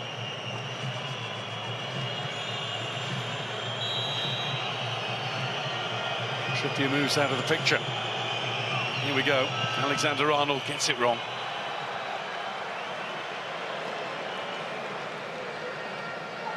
Doesn't often with free kicks and corners and crosses, but that one is one to just put in the recycle bin pretty quickly. Bellingham. A pass that draws a gasp. And a Jude. What pressure. No pressure.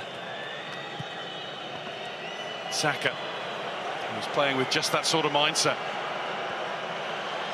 Oh, Saka goes again. And another one is deflected up, this time with enough on it to clear for Serbia. Collected by Bellingham. Looking for Saka. Declan Rice.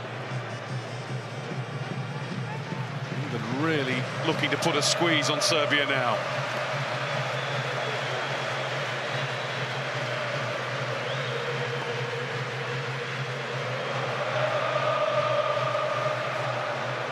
Stones. Walker. Saka has Pavlovic for company. Nothing wrong with the challenge that time. It's a strong man, is Strahinja Pavlovic. That's been ruled as just strong shoulder to shoulder. Ooh, what about that for a volley, eh? Technique, look at that.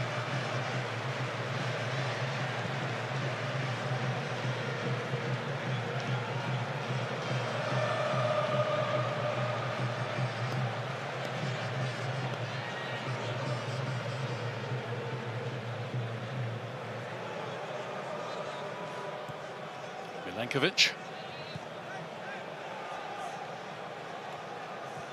And Veljkovic.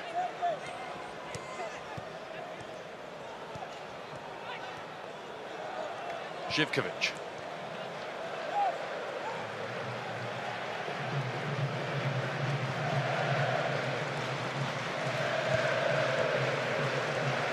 Connected by Lukic. Now it's Milinkovic-Savic. Serbia's best spell of play all game, this. A little more purposeful with the passing now. Finding the room to do it.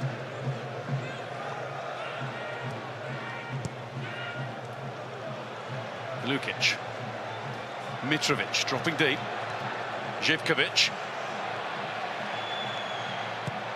Živkovic's cross, it's a really good one. Nicely defended by Gehi. Foden. Not able to find Kane. That's what they look to do. We said it, didn't he? They won't need a second invitation to move that ball out and put their head up and whip it in the middle, get a cross in. It's what they want and need.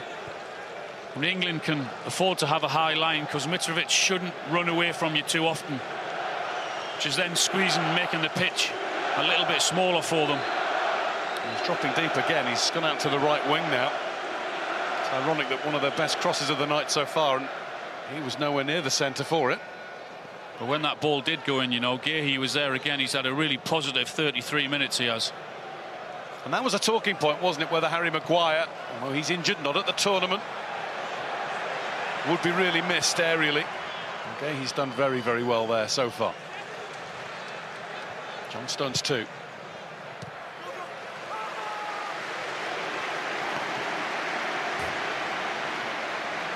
I think other than that mistake where Trent gave it away and Mitrovic had that shot, England have looked really comfortable defensively.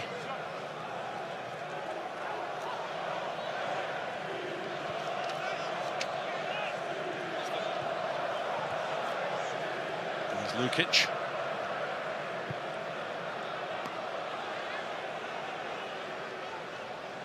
Goodell. Forced to go into reverse by Bellingham.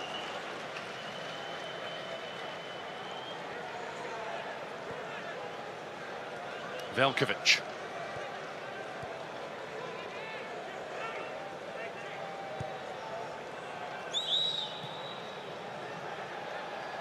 Milenkovic.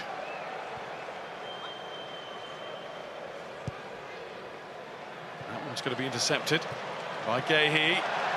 He touched it a little too far ahead of him, but Declan Rice had dropped back as cover. Exactly what he's there for. Knows that job so well. He read it really well. Alexander-Arnold. It's well behind Phil Foden, that one. Živkovic out of play. Time for me to let you know how to start your week in Euro 2024 terms. Tomorrow from 1:30 on BBC One, if you're lucky enough to have the time. If you're not at work, Romania against Ukraine. Big day for Ukraine now. And then tomorrow night, 10:40 p.m. on BBC One, a roundup of all the highlights of the day from Euro 2024.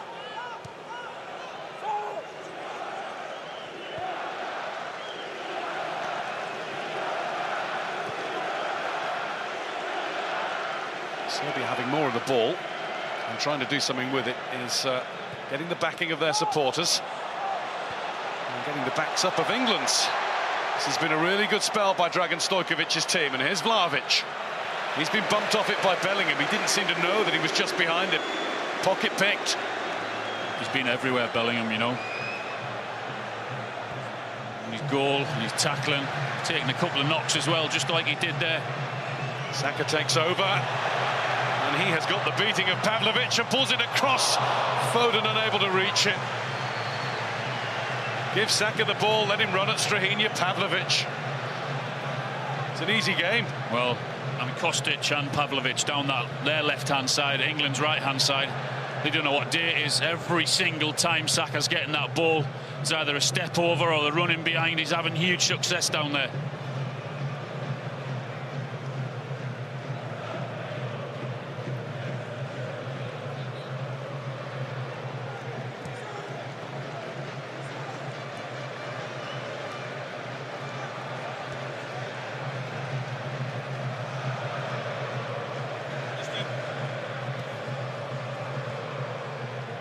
Pavlovic keeping it simple, finding Nikola Milenkovic.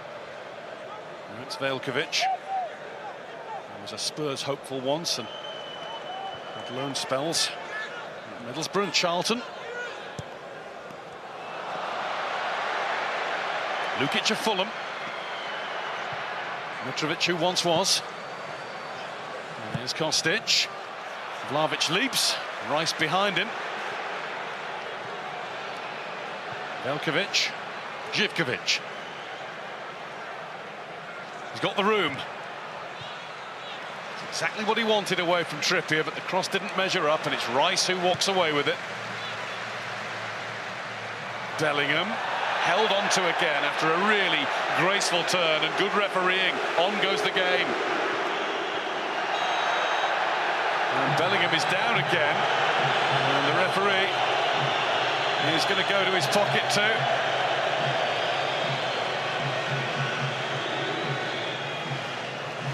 called him the golden boy. For Serbia, he's the danger man.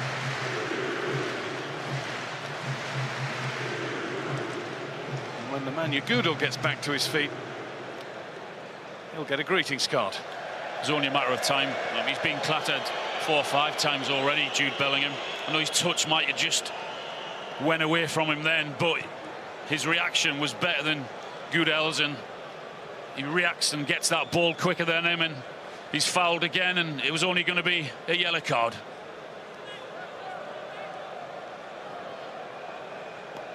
Just leaves his foot in, doesn't he? I think he intended to. Bellingham is gliding across the Gelsenkirchen pitch. He is. He's looking so good, so comfortable. Energy galore. He's everywhere, isn't he? Trippier.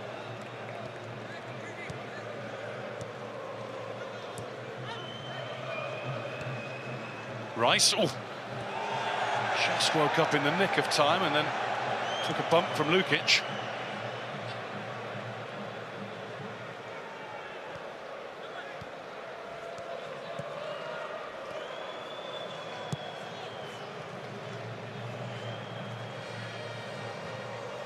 Phil Foden. Bellingham. Again, the quick change of direction. Referee right on the scene to rule nothing wrong with those 2 challenges.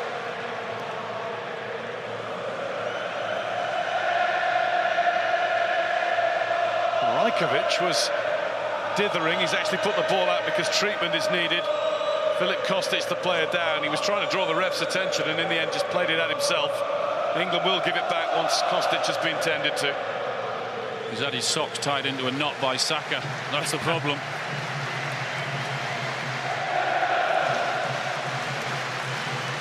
I know we're looking for perfection, but the right-hand side for England has been far more productive than the left-hand side.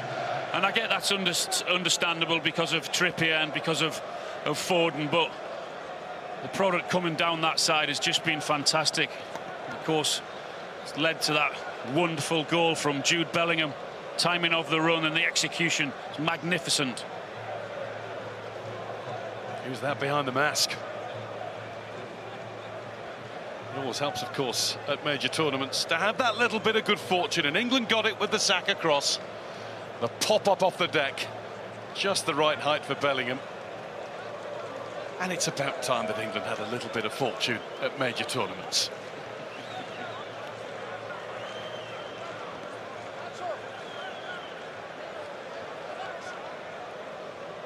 Dragan Stojkovic having a word with Dusan Vlahovic, who had a very strange pre-match ritual that myself and Alan witnessed. Never seen anybody do it before. He was the only player in the Serbia side who wandered out onto the pitch, barefoot, planted his feet in the grass and stood motionless for a full 5 or 6 minutes, listening to something, going through some pre-match routine to get himself in the zone.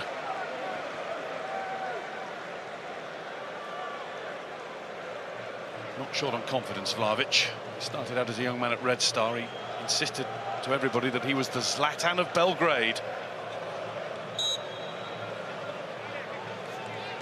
18 goals for Juventus last season, so he's doing something right. Yeah.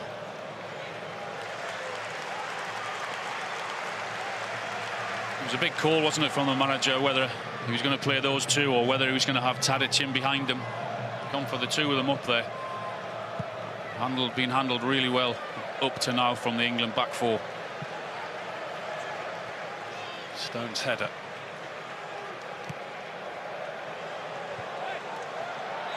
Serbia are going to make a change. Filip Mladenovic is going to come on shortly for Kostic. And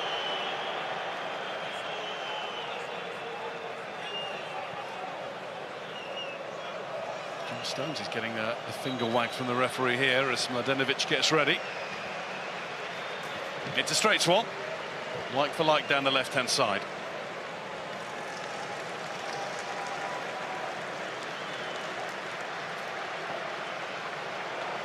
Mladenovic is a year, Kostic is senior, but has only won half as many caps.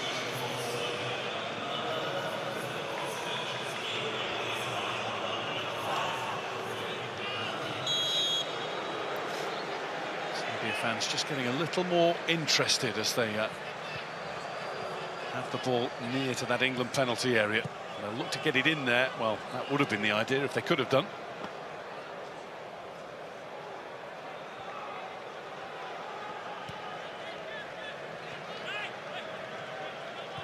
Mitrovic.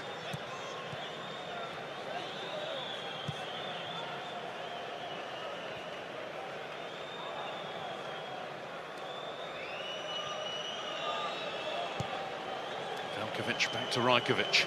It's Mitrovic doing that thing that we occasionally used to criticise Harry Kane for England at tournaments, just dropping a bit too deep. Here he is.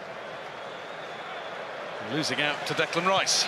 I said earlier, he's not going to run in behind, and most of the time can't run in behind just because he lacks that yard of pace that you're going to need. So his preference is, if the ball's not coming in the middle, and he's going to go searching for it.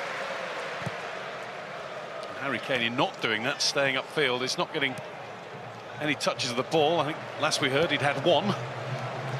But as you said earlier, it doesn't matter. Whilst it's 1-0 England, and whilst there's always the chance of the ball coming his way at the right time.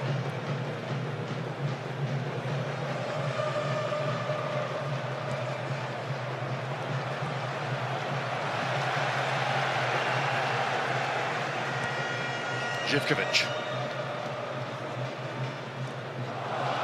Very neat sidestep by Gudel. Mitrovic. We are into added time at the end of the half. There'll be at least 2 more minutes to play.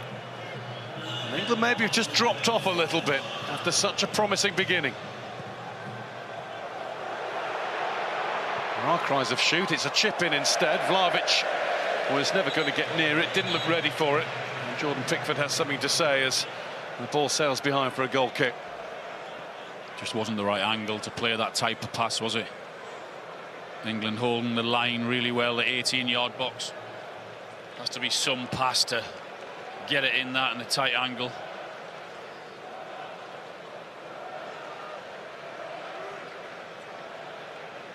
Dragons not exactly breathing fire at the moment. How long have you been thinking of that one? Well, there'll be a line about St George beating him if England win. Mladenovic. Down he goes. Serbia free kick. England could do with a half-time whistle here. Nothing to trouble Jordan Pickford yet.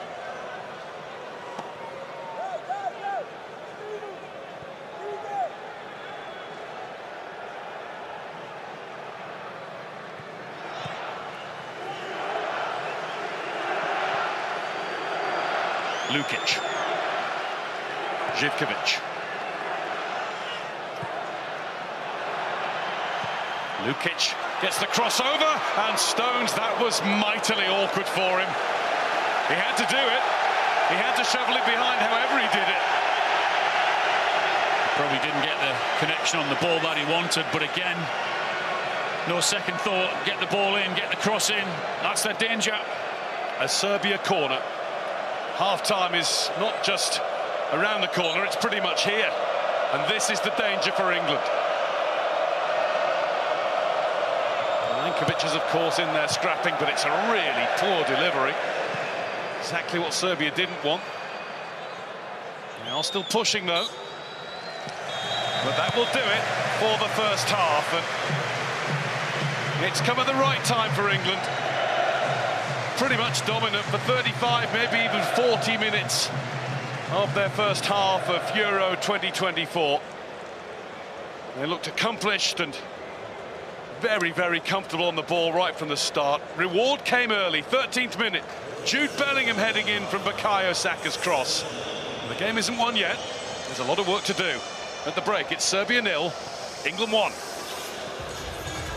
So far, so good then for England. 1-goal lead, an encouraging first half performance, a very fluid display from this young England side. Not exhilarating, but competent. A little dip, of course, in those last 10 minutes. We've moved outside to our rooftop, and we're overlooking the Brandenburg Gate. Looks pretty resplendent to me. And this is my debut. It's beautiful. It's lovely, isn't it? Oh. It's a lovely spot. We're blessed. That's for sure. What did you make of the first half performance? Certainly started well. Yeah, I thought we started with complete dominance. I think in the first 12 minutes up to the goal, it was just like one-sided completely. And I think that the way we started, the positivity with which we started, the confidence, and it was the most composed I've seen us for a while, really, in that stage. Yeah.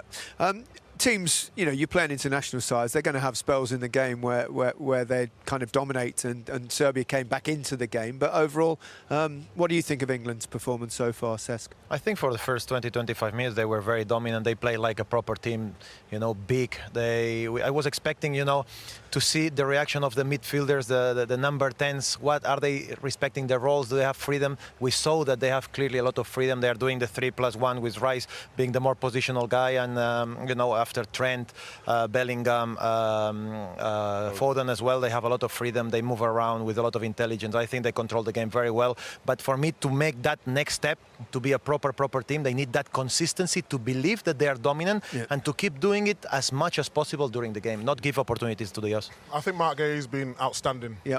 He's coming to this team. There was a big talk about Harry Maguire, how he'd be missed. Of course, he'd be missed on set pieces, but the way how calm he is on the ball, his positioning, he's not rushing everything. I just think overall performance in the first half, he's been outstanding. I think you've got to shout Saka as well. Saka's his blend and mix of play has been top joy. He's turned his fullback inside out first half. Most of England's threat has come via that right-hand side, which led to the goal. We spoke a lot, didn't we, before the game, about how England will play in and out of possession, and that sort of typified itself leading up to the first goal, Rio. Yeah, definitely. I mean, in a back four when they're out of possession, but in possession they have three players at the back. Mainly they'd normally have Stones who's on the ball, they're running into midfield, Gay and Walker, and in front of that you have Declan Rice marshalling.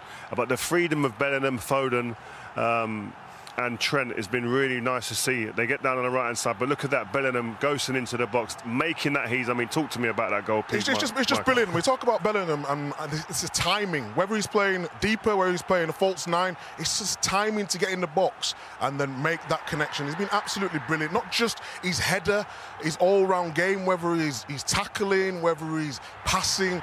He's just took the game by the scruff of the neck. And this is what you need, big players in big moments to make the difference, and he certainly does that. For someone who's just 20 years of age, his composure is it's remarkable. It really is. He's the leader in this team at such a young age, and he knows it. He really does. I think we talked about someone who understands what the game or the moment needs, and I think he's come out there today with the attitude of said, listen, guys, this is my game, and I am him.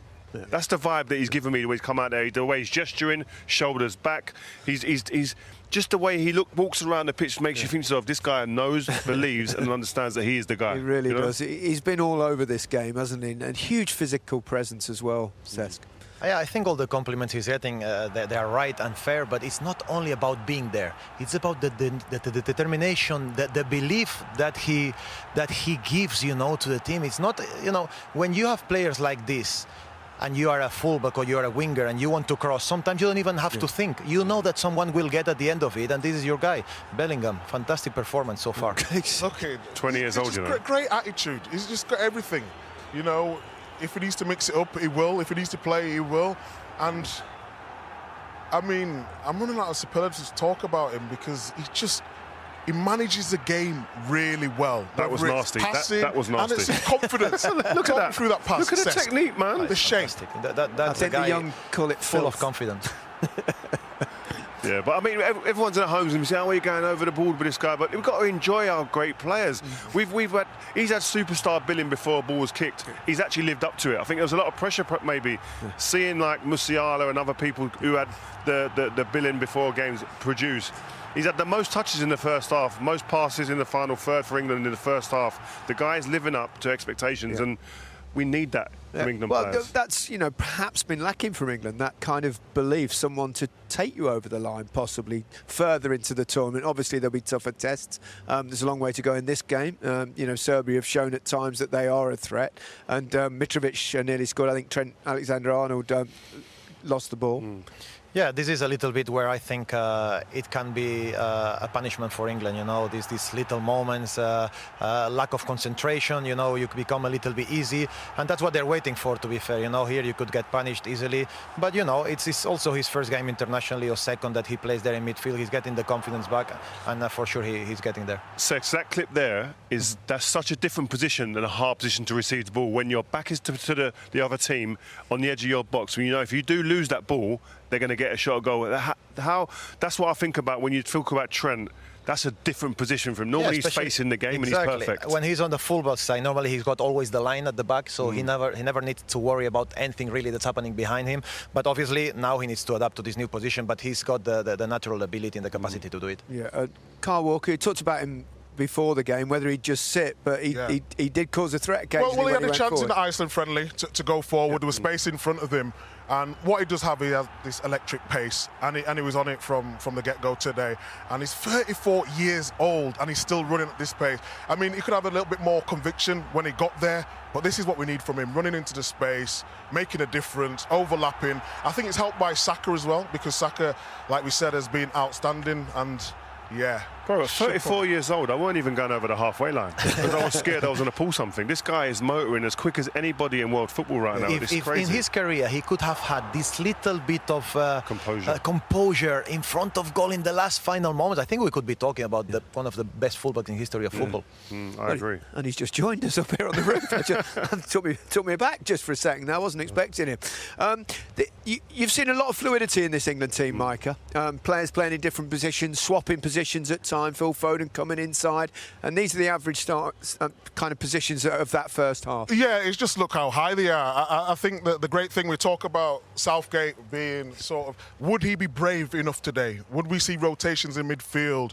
How would they sort of set up on the ball? I think they've been brilliant with that. It's just Harry Kane. I mean, he's taking one for the team at the moment because what has he had? One touch. Well, one touch with the ball at his feet and one flick on header. How would you his feel? passing rate is 100% though. But you're a striker, Gary. How would you feel in that situation where you're having to do something for the team but sacrificing parts of your game? Well, he's not sacrificing in terms of the fact that he can still get into the box and possibly score goals. So he won't be worried at all. He's playing his part. He's not dropping deep, which he's done before. We talked about that before the game, didn't we? Because the last thing you want to do when you've got players rotating in there is make it overly crowded and then not have a target. So while he's dragging the team up top, he's keeping Serbia deep, so therefore he create more space in midfield for those players with that amount of talent. Harry will be patient. All Harry will care about is the opportunities that come along to score, and that will be his mindset. He doesn't care how many touches he has in a game. He cares how many times he touches the ball into the back of the net. Yeah, good I point. would say. So, would you keep it as it is at the moment? I would say so, wouldn't he?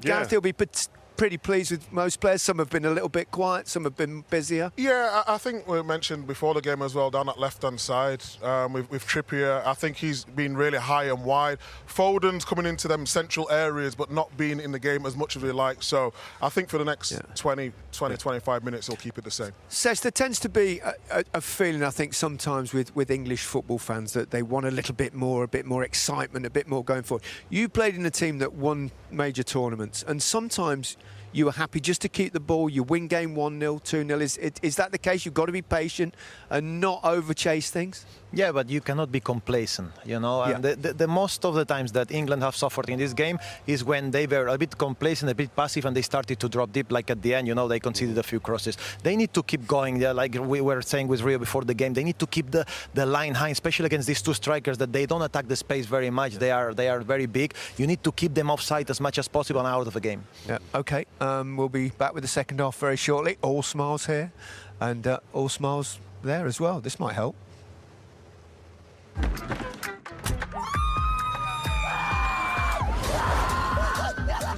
Don't yank it.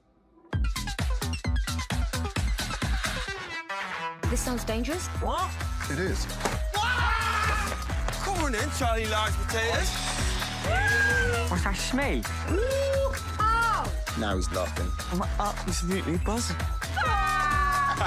Idiots. Buckle up for original comedy. Watch now on BBC iPlayer.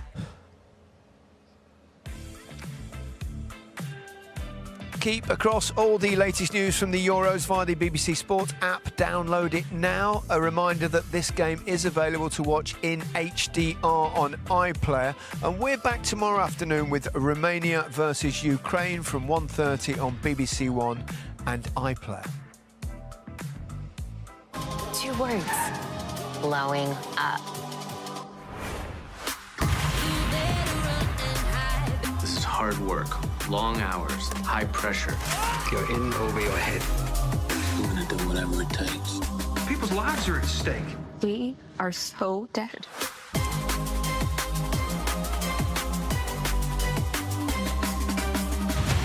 Explosive US drama. Watch now on BBC iPlayer. The second half is just a few minutes away. Let's go back to Gelsenkirchen, where Kelly is with the former England goalkeeper Joe Hart. Well, Gary, if you thought you guys enjoyed that in the studio, it has been brilliant to be here in Gelsenkirchen. And Joe, well, they've just analysed Jude Bellingham on the pitch, off the pitch here. He's had a real impact on the crowd, hasn't he? Yeah, he really has. The rendition of Hey Jude when he scored that goal, it was beautiful. It was great to be a part of, and he deserves all the accolades he gets. He's lighting this game up. He really looks like he's running the show. Yeah, every time he gets the ball, they are chanting his name. As for the other ends of the pitch, we spoke before the match about whether the lack of defensive stability could affect England. I heard Micah talking just then, saying about Mark Gahey. You were waxing lyrical about him too. Yeah, I think he's been great. Do you know what I've loved about his game? He's been so decisive. He's had decisions to make. Is it nipping in? Is it playing between the lines? Literally everything he's done, he's got right. He looks great back there. He looks comfortable. He looks confident. Exactly how I thought he'd play, because this team believes in him, and he's just showing everyone here what he's about. Yeah, 100% pass completion for Mark Gahey in that first half. But if we're going to talk about the fluidity in England's attack, just how much credit does your former West Ham teammate Declan Rice deserve? Look, I heard the boys talking about Harry Kane playing a selfless role up front. Declan's doing exactly the same. He's mopping everything up. He's always there. He's that little link to try and set people free. Incredible with his interceptions. That edge of the box position when Serbia do get wide, and they've obviously got the option to cross to the big men in the middle, but that cutback's just as dangerous. Declan's been there every time. I think he's playing exceptional, and look, he's really established in this team now, and he's a really important player. It's hard, isn't it, when we see a 45 minutes from England like that, not to highlight every single performance. But you also said to me about Bukayo Saka. Yeah, I've loved that. But obviously both him and Phil, they haven't had huge impacts on the game, but Bukayo Saka particularly, every time he's got it, we've looked incredibly dangerous. You know, Kyle Walker galloping down that line as well. It makes it really difficult. The left back's going to struggle. Yeah, if Kyle Walker would have scored when he had that shot, I think Joe Hart would have been on the pitch. A former teammate of yours, and very exciting. Yeah, second half still to come, Gary. Thanks very much, Kelly. Let's have a look at how things stands in Group C. As you can see, England are top with 3 points. The game that was played earlier this afternoon, Denmark against Slovenia, finished 1-1.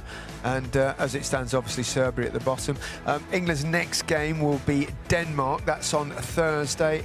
We'll have that game for you live on BBC One from 4 o'clock.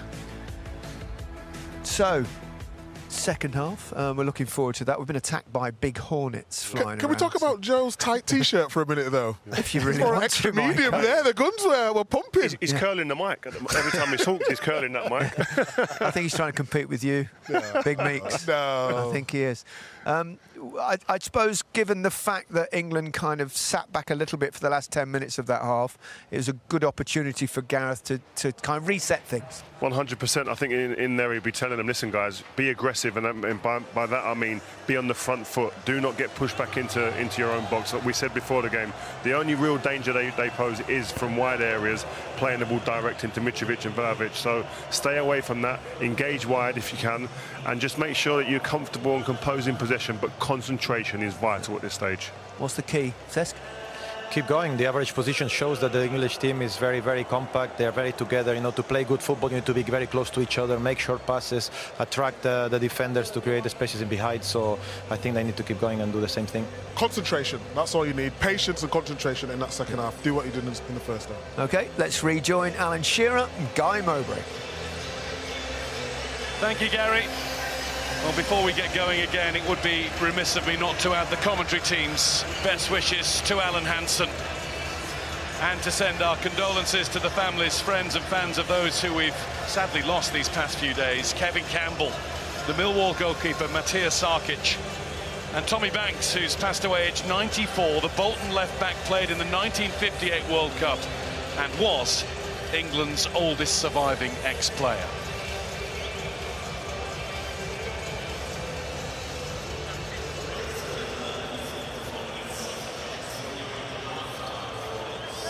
Half-time change made by Dragan Stojkovic. Manu Gudel, who got his name in the book for being one of many to have fouled Jude Bellingham in the first half, has made way for Ivan Ilic of Torino. Once of Manchester City, he joined them as a young teenager along with his brother Luca, who went off to Troyes in France. And he will take over from Gudel at the base of the Serbia midfield. It looked as though centre-back Srdan Babic was getting ready for action too, so he may be imminent. No changes made by Gareth Southgate. That's not any great surprise. No, they'd be looking for the same as what he got in the first 30 minutes or so. Energy, running in behind, great attitude, and looking very dangerous.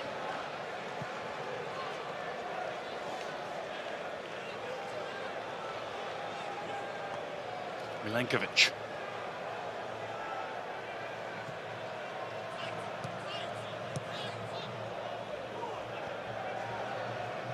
Ilic.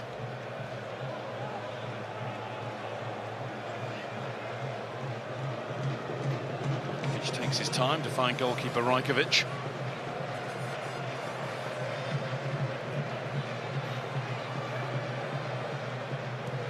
Ilic gets it through to Mitrovic.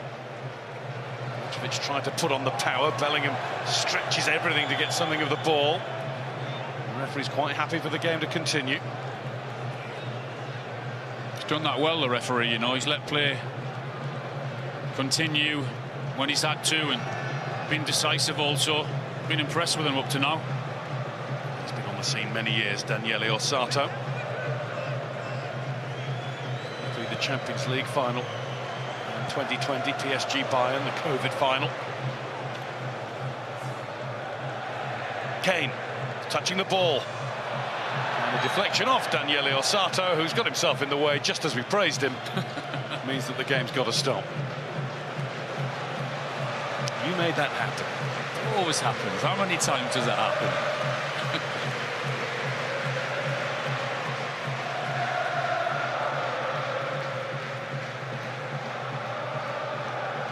Kane again being held on to, couldn't get free. Bellingham couldn't get through. Here's Mitrovic.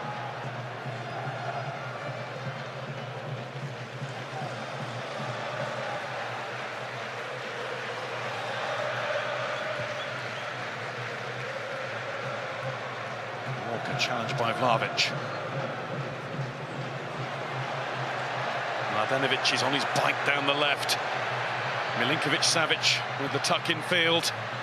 And there's Gehi finding Rice, and England tap it clear.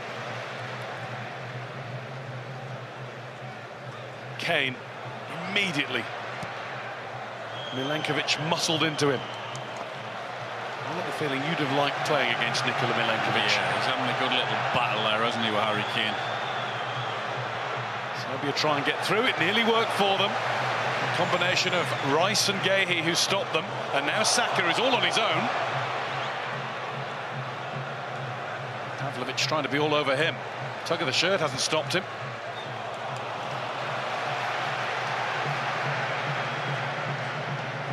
Veljkovic.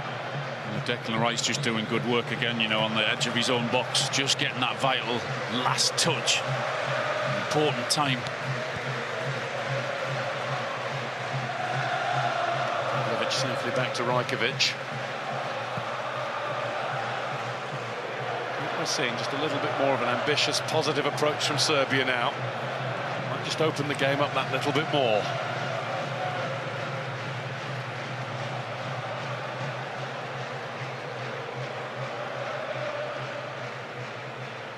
There was talk about Declan Rice playing in that holding role. It's been talk for weeks, months, hasn't there, about him doing it on his own, two not needed. Alexander-Arnold not really a holding midfielder in the traditional sense, but have we seen why Gareth Southgate's gone with the two?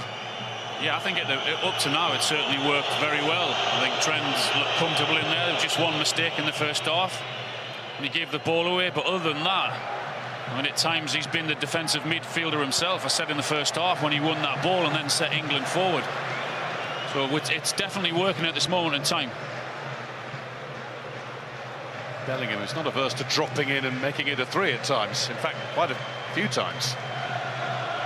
Everything about his game tonight has been spot on. Walker. Stones to Foden. Foden takes a shove from Ilic. And has to be sharp to keep it away from Ilic. And Pickford had to react too. Saka. Alexander-Arnold couldn't complete the pirouette. Lukic can't drive on any further than he did. Saka. Pavlovic, I think that's the first round he's won. Rice again doing his duties in front of the back four, though, winning it again. Here's Milinkovic-Savic. Positive stirrings from Serbia. Definitely got a bit more energy to the game, haven't they, Serbia?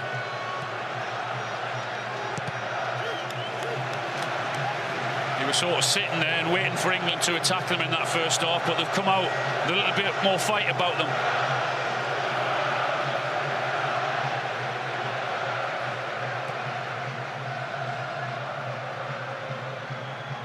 Milinkovic-Savic unable to re-find Živkovic. The ball stayed in.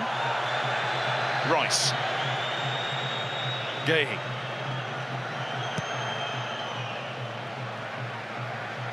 Milinkovic, we just have to watch the spin and the bounce. He did that. The England fans are trying their very best. They're creating a great atmosphere.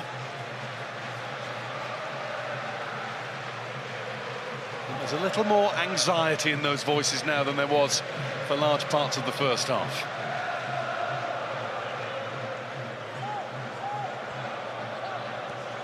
Pavlovic.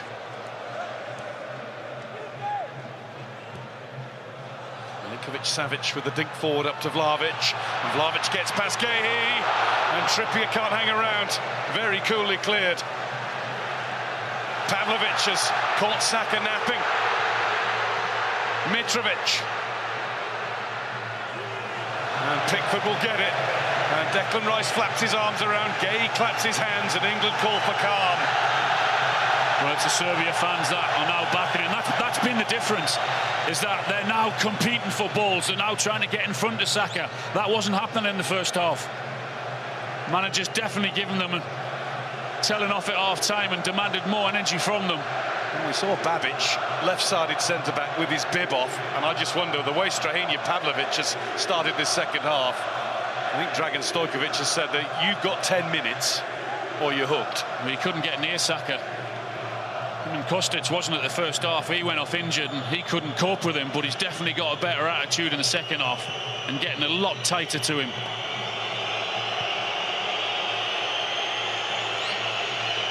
Two wing-backs have pushed higher up the field as well for Serbia. Is this going to be the first sustained test of England's supposed defensive frailties? Well, Foden trying to put the attacking pedal down again, but he was thwarted very early on. And hurt too. Caught by Veljkovic. I'm sure there was a lot in that, though. Not much at all.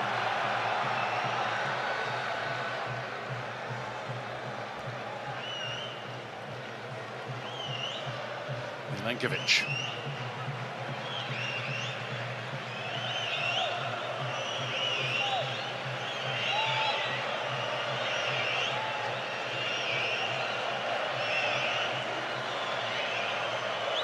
Ilic. Pavlovic. There's a little posse of England substitutes have just been sent out to stretch for the first time today. Milinkovic-Savic has overcooked it, and that will sail behind. That's what they're trying to do, is that pushing their two wing-backs, Mladenovic and Zivkovic, further forward, which then England's full-backs have to go with them.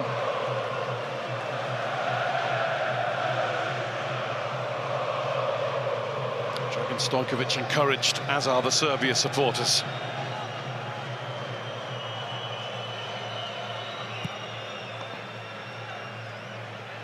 Here we go again. Kane versus Milenkovic, part 24.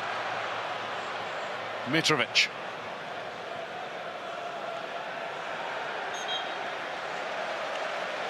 Harry Kane fouled, getting himself into the game. I think the boys were mentioning at half-time, weren't they, about Harry Kane sort of doing a job for the team.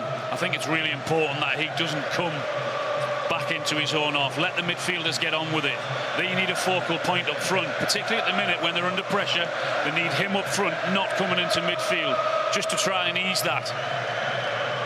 That was your role. I mean, how difficult is that to stay so single-minded, not get dragged in? Well, it is difficult, yeah, because he's naturally very, very good at that. He can come deep in, he can get the ball and make those wonderful passes.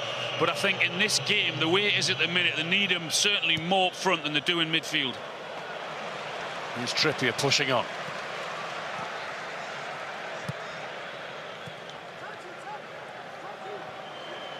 Foden. Rice to Alexander-Arnold. Alexander-Arnold's effort beaten away by Rajkovic. Hit it true. It opened up nicely for him. Why not? With his ability. Walker. Again, some really balanced display by Bellingham. Now here's Alexander-Arnold. And here's Bellingham, and it's pinched away brilliantly by Ilic. A timely tackle. It had to be perfect, and it was. Thought Trent was going to whip it in first time, you know, but he took the touch and just picked Bellingham out. Rice. England try and rouse and rise again after a difficult opening to this second half.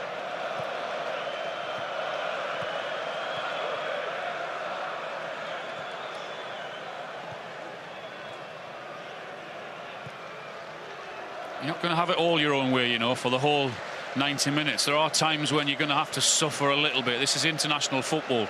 For the first 30 minutes or so, they were dominant. And then after that, then they just had to be patient and sit back and soak up a little bit of pressure. And it's very much like that in this second half as well to begin with. Given away by Gehi, and who's there to help out? Declan Rice again.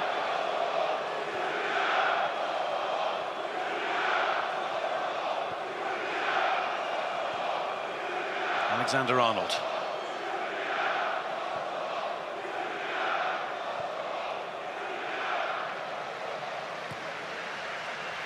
Foden. Just signs that his involvement levels are on the up. On it again now. Rice.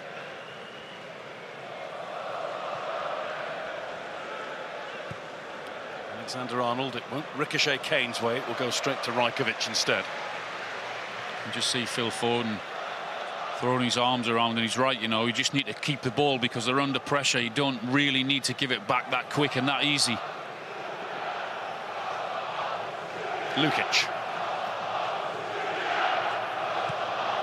The possession stats have narrowed.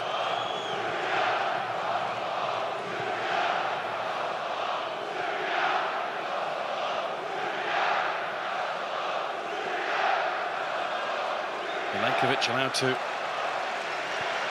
amble forward. Pavlovic.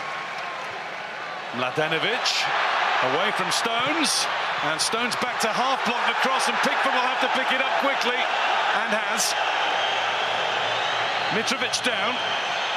The referee was waving away any claims of anything untoward. And Jordan Pickford isn't exactly full of sympathy.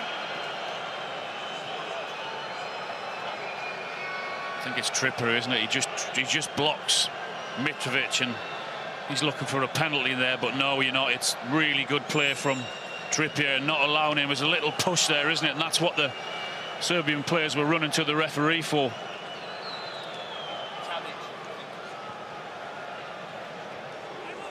Mladenovic calling for a VAR review. There hasn't been one.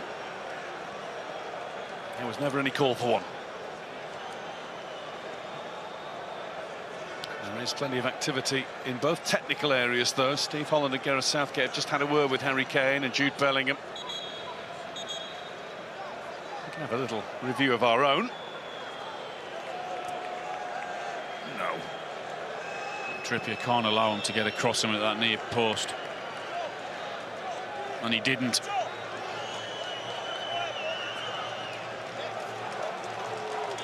Serbia are going to make more changes. Number 10, the captain, Dusan Tadic. He's getting ready to extend his record of Serbia appearances to 109.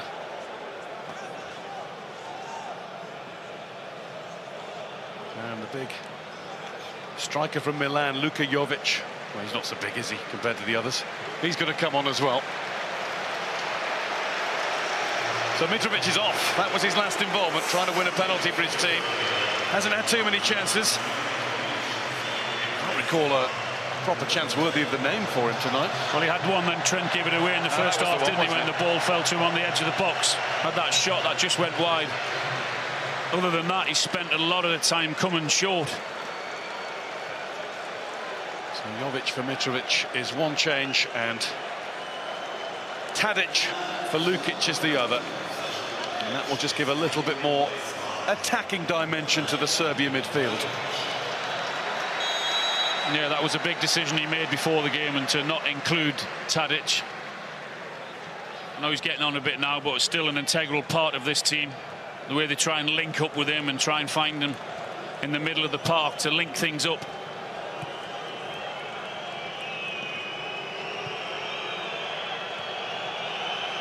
Pickford. Jovic will maybe just have a little bit more energy in closing down than Mitrovic had. Here's Kane.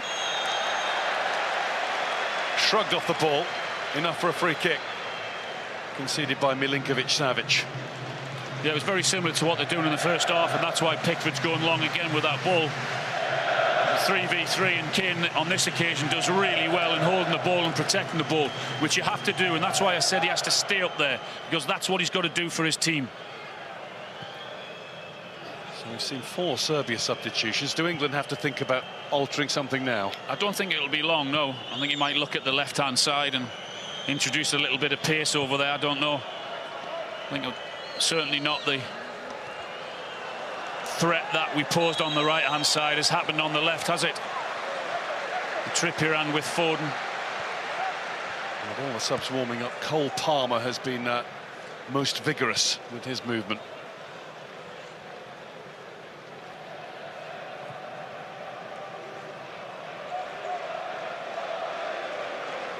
Milenkovic. Veljkovic. Here's Tadic. He can just add that little bit of unexpected invention for Serbia.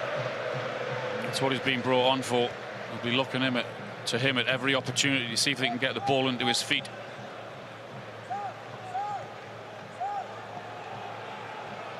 Milinkovic-Savic.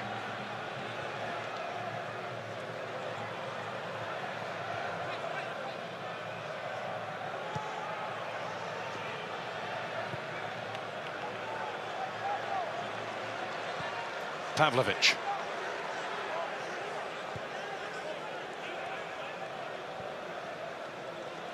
Ilic. He's added much more to the midfield than the Manu Gudel managed in the first half.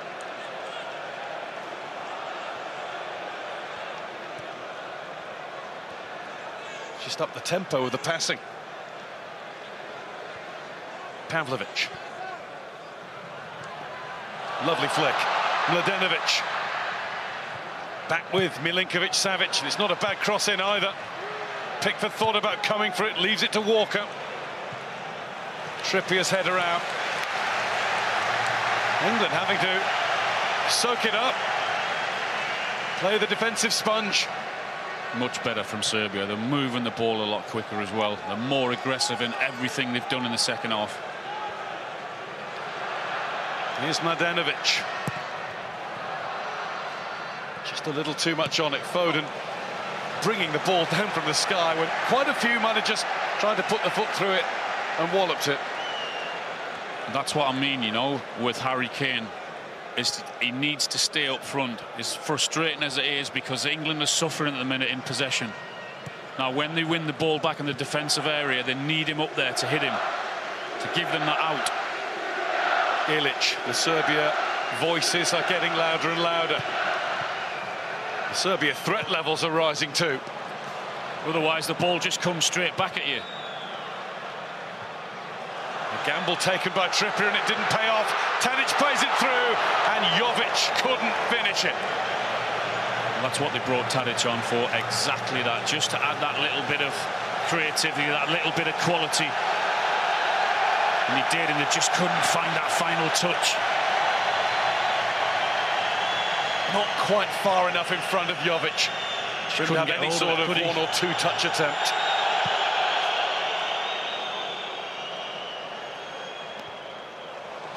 Kane again, Milenkovic is holding, two hands.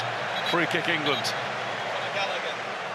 And signs of activity down in the England technical area as well. Conor Gallagher is the player who's getting ready to come on. Midfield reinforcement. Two on the opposite ends of the experience scale, although you wouldn't believe it by the way Bellingham plays. Bellingham and Tadic enjoying a light moment in the midst of it all.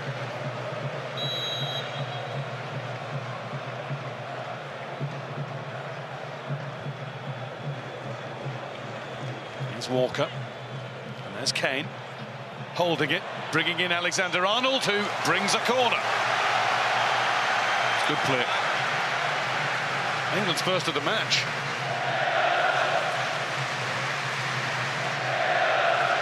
There's no Harry Maguire, but are we going to see the bus stop queue again?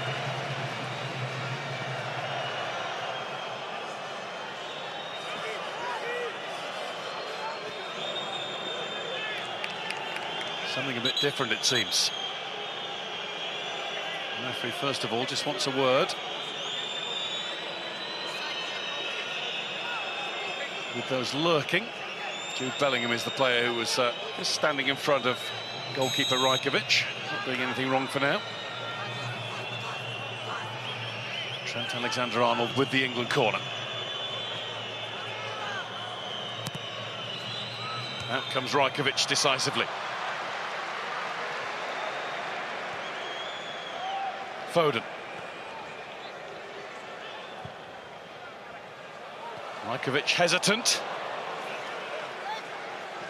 Bellingham. Bellingham takes on Ilic. Once, twice. Third time lucky. And it's straight into the gloves of Predrag Rajkovic. Well, you said, I thought it could have come in a little bit earlier, but you called it when you said he wanted to beat him 2 or 3 times. Then give the goalkeeper time to have a look at it and give a good eye on it and go and collect it with ease.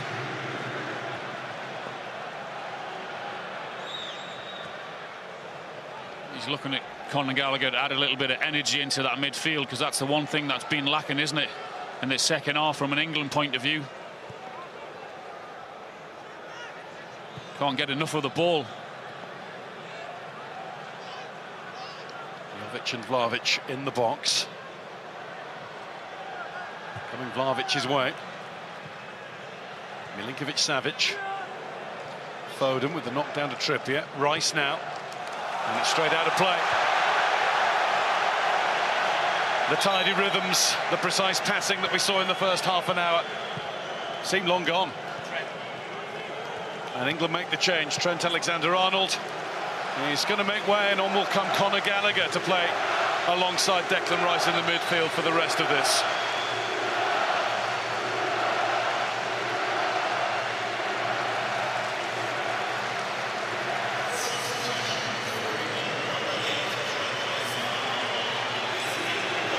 Done well in there, Trent. Certainly in that first 30 or 35 minutes. Played some good passes. The timing of his tackle in front of the back four was really good as well. Here comes the Chelsea man to take part in a major tournament for the first time. He sat on the bench throughout the World Cup in Qatar.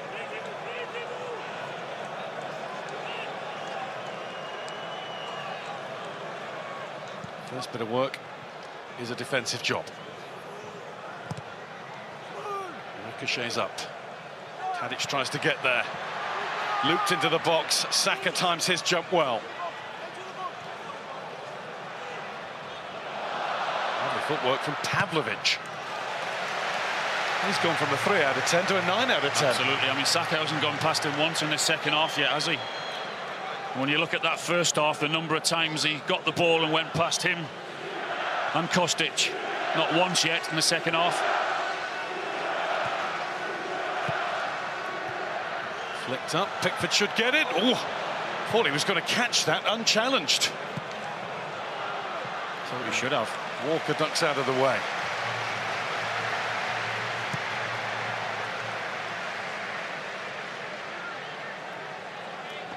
Never knowingly understated, Jordan Pickford. On reflection, and we'll get Joe Hart to tell us about that later. He probably did the right thing.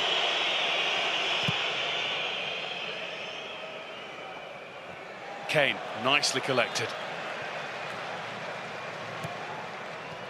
Trippier. Kane, who's been nicely collected there.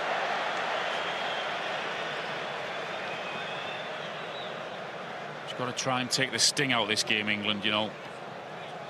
They're not having enough possession, they're not having enough passes. We're in a hurry to get the ball forward when at times, you know, you can pass it around for a minute or two and have a little bit of a breather.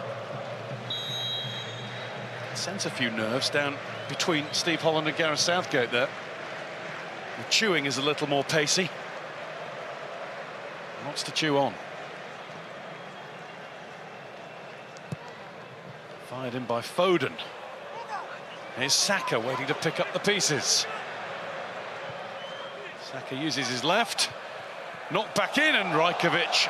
And he's a lucky goalkeeper. It just fell into his grasp nicely and easily. It's a good ball from Saka, you know. He picked his head up and looked and saw Declan Rice at the far post, and he picked him out really well. Just couldn't get his header across back goal. He couldn't guide it where he wanted it to go.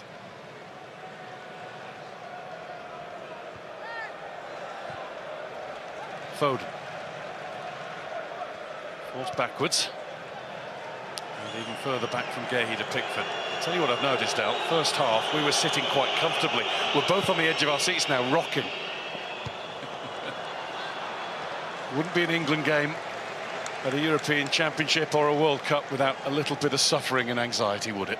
It's a lot easier out on the pitch, you know. Studio? It out there. See us both getting a bit itchy here, aren't we?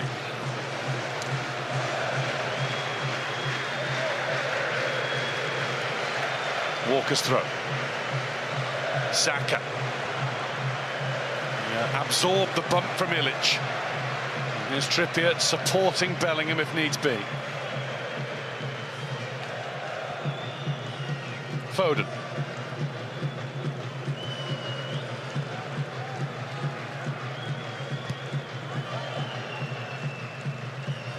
Rice. Foden. It's better.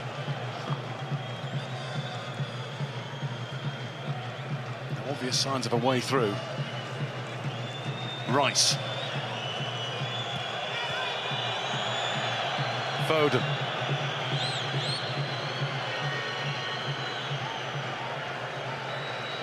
Rice. You don't have to find a way through, you just have to be patient and keep hold of the ball, as I said, just to take the sting out of what Serbia have offered in this second half. Foden. And Bellingham used his body to step across, and the referee quick to blow his whistle and give a free kick for Serbia.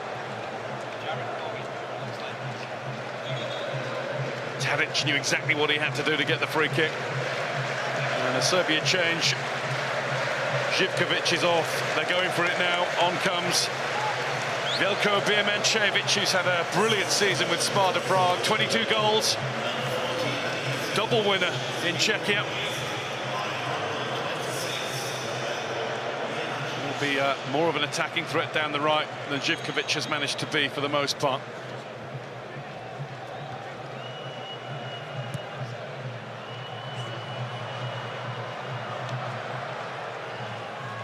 Tadic. Given away. Foden has it. And has it again. And he's been fouled. And the referee's gone to his pocket. It's going to be a card for Dusan Tadic. It's not going to be long before you see attacking options for England as well coming on. Need a bit more energy up front. It's gone really, really flat.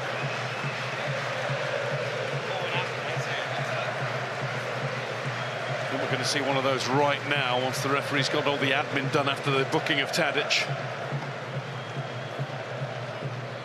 Jarrod Bowen's ready.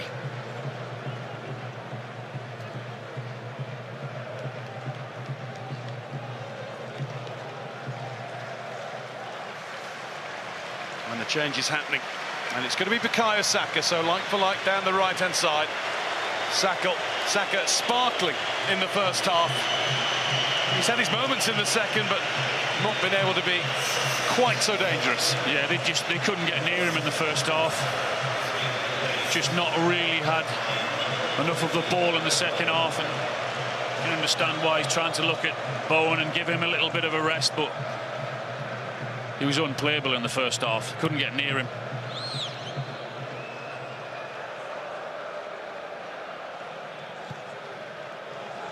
Saka struggling for fitness a little bit towards the end of the Premier League season. Bowen on to try and make his mark. Nudge in the back of Gallagher. That is an England free kick. It's a reward for Jarrod Bowen's dad too, who's driven to Germany in a camper van, and he's going to attend all the games, tootling up and down the autobahns and around.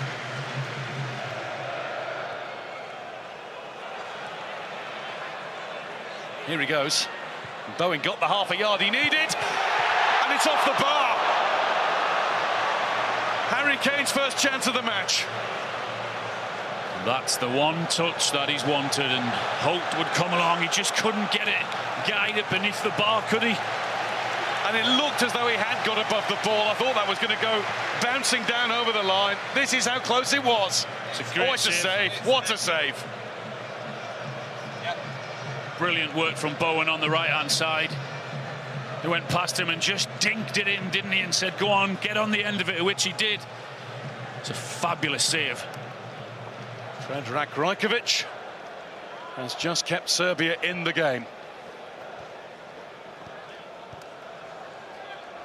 That's what you wait for as the centre forward. You know, everyone says, oh, we haven't had a touch of the ball. You've had one touch in the first half. That's the touch you've been waiting for. Just couldn't get it. Far past the goalkeeper. How crucial will that save prove to be? Jovic has swung a crossover. Trippier hasn't got it completely clear. Birmancevic gets into the action for the first time, and Trippier takes the first duel. Milenkovic. Ilic finds Milinkovic-Savic.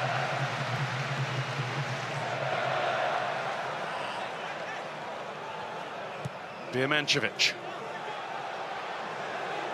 Got the room there. Declan Rice just stood off, but the ball's given away by Milinkovic-Savic. Kane. Bowen to the right. Kane ploughing down the middle. Supported by Foden. That's behind Gallagher. We didn't react quicker than Mladenovic managed to. And there's room for Pavlovic now. Here comes the juggernaut. Wrong lane. It was really poor play from Phil Foden, you know. It was a terrible pass. To be in front of Bowen rather than behind him. Or Gallagher, I should say.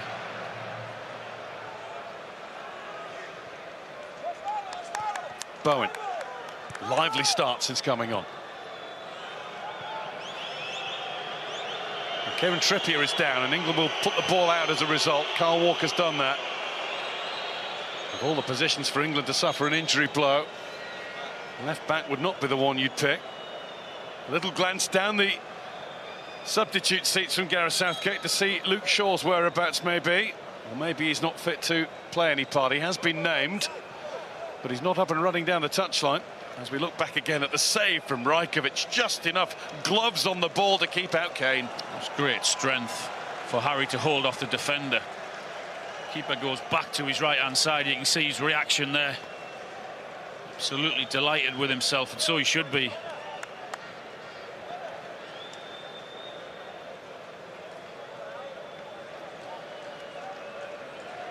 Player who was captain of the Serbia side, who magnificently won the Under-20 World Cup 9 years ago, 2015. 7 of that squad in this squad at this European Championship.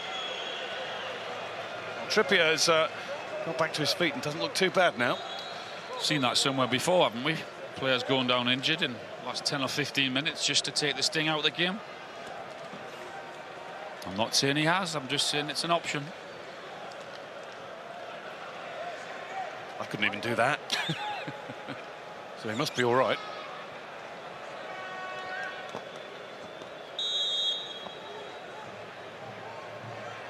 I'd walk for a day if I tried that.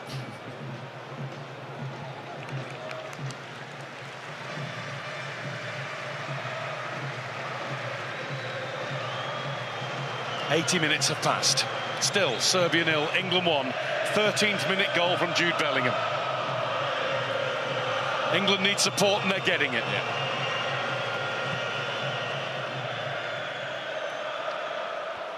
Milenkovic. Conor Gallagher came off his hands. It'll be a free kick for Serbia. I can see what he's trying to do. He's trying to make that extra man up there and trying to get as near to Harry as possible.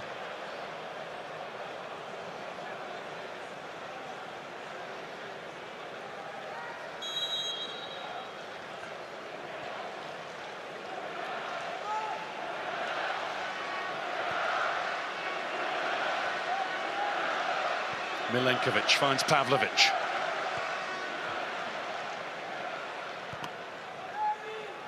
Just have a look at Declan Rice in front of that back four there. Trying to give them as much protection and shielding them as possible. The cross swung over too high for Jovic.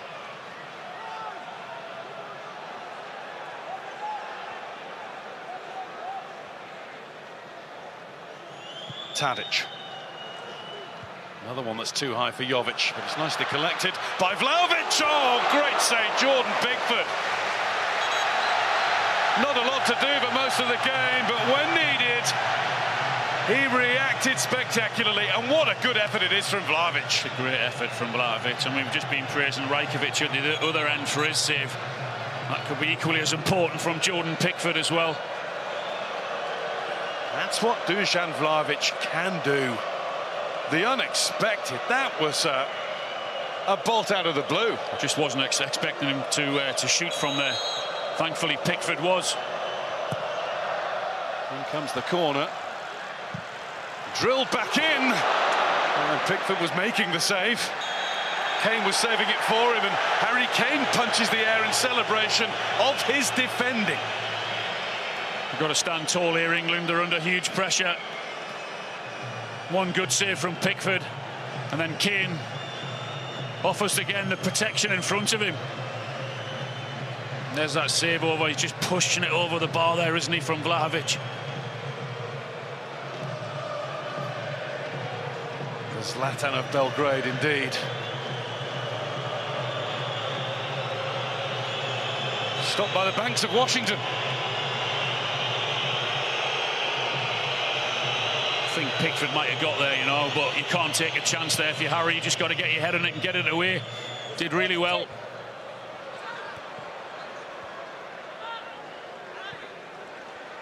Jovic. Bowen got his body in between Mladenovic and the ball, and the referee waste play on. Good officiating again. Gay. Bowen, clever. Didn't need to challenge. Just can't find that out ball at the minute. I know they had just a Harry Kane effort and the good save, but other than that, they can't find that out ball at the minute, England. Walker with the throw. Sunday evenings are not meant to be this excruciating. Should have known better. This is England. It's never going to be that easy, is it? Runs away from Bellingham. It's cleared by Tadic. Gallagher couldn't complete the job. Bellingham back to win it. Bowen.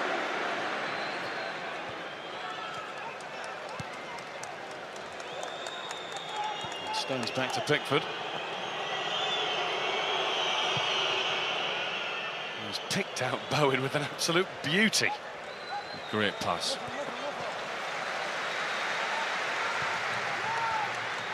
Walker. Bellingham. Gracefully done. Away from Mladenovic. Here's Kane. Not so well executed. Gehi gets it out. Serbia, a team in a hurry. That's behind Jovic. That was a little too hasty. It's happened too many times in the second half with England. It's simple pass, you know, giving the ball away, and then they put themselves under pressure again. Are you sitting comfortably, Dragon?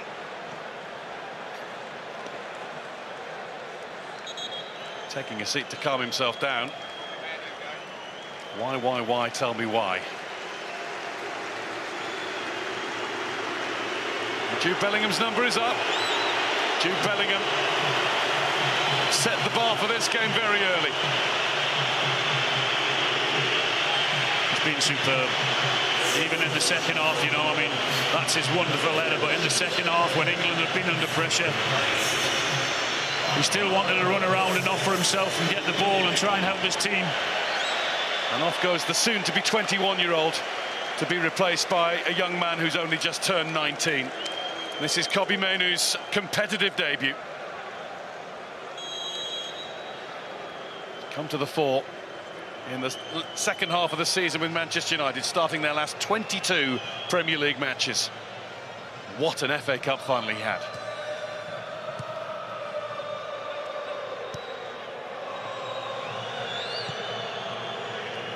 Four minutes and a bit more.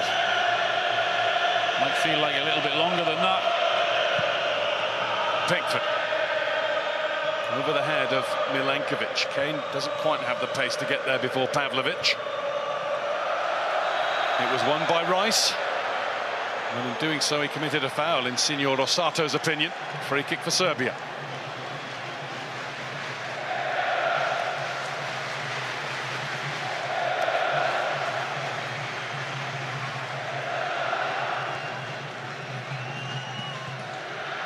Tadic has come on with someone with a point to prove, hasn't he? Certainly he might have been a bit angry with his manager leaving him out. It will have been a stinging blow for the veteran. He doesn't get left out. Here's Foden. Blocked. That's good play from Foden.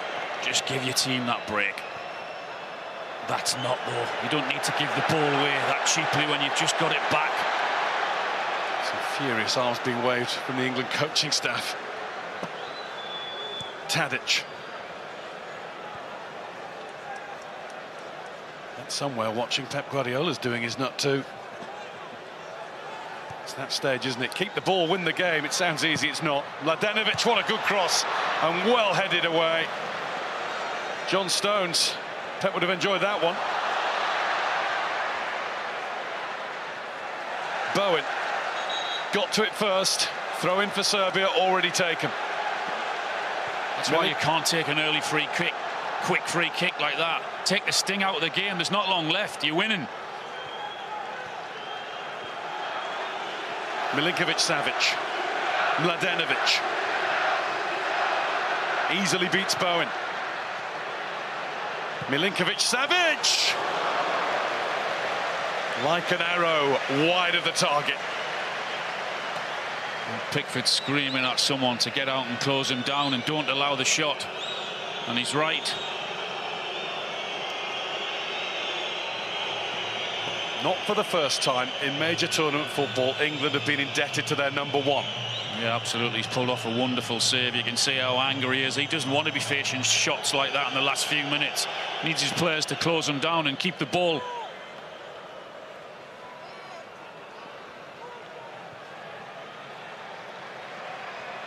Milenkovic.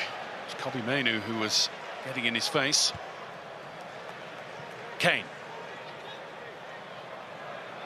No surprise he had Milenkovic for company. Rice. 90th minute now. We can't help but look at the clock a little bit more often and count down. Been a long second half. It has. Kane. You'll take the win and move on, though, Guy. As you know, England haven't got a great record in opening games in European Championships. I think it's only one in the last 10, isn't it? Just going to say, you told me that earlier. That's a rotten return. Been on the end a few myself, so you take the win, you move on, and you look what's gone wrong in the second half and try and improve it. And colleagues from Danish TV are alongside us. They told me before the game they wanted a 3-0 England win. We're not going to get that. 4 minutes remain of the contest.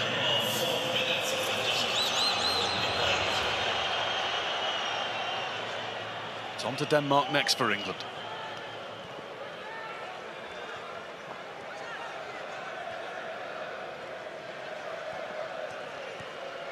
Walker.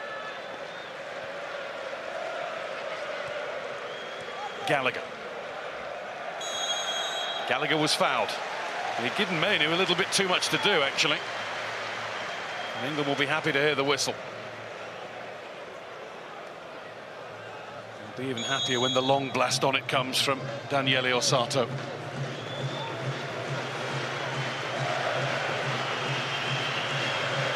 It's been a very difficult second half for England. They'll have to defend deep. Used a lot of energy in doing that. Needed Pickford once or twice. Veljkovic's header out. Gallagher. He has just given that little bit of energy, getting to the ball first when he can. Yeah, that's exactly why the manager's put him on, just to try and get further up the field, to get those little free kicks and win that ball back. Pick the scraps up. He's here again. We saw that chap in Qatar an awful lot. One of England's regular band of followers.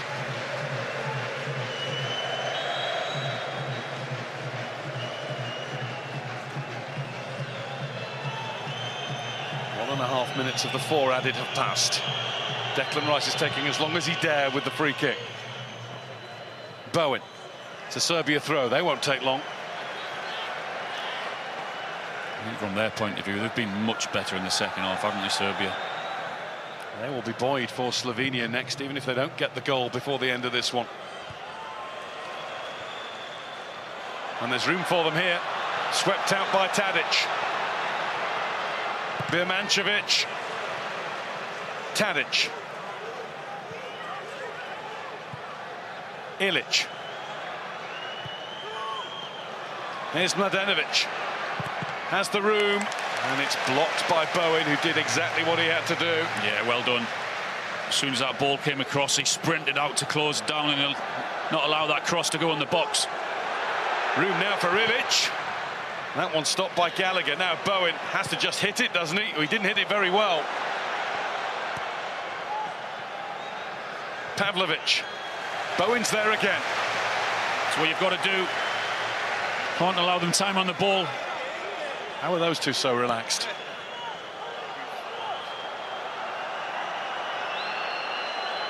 Ilic.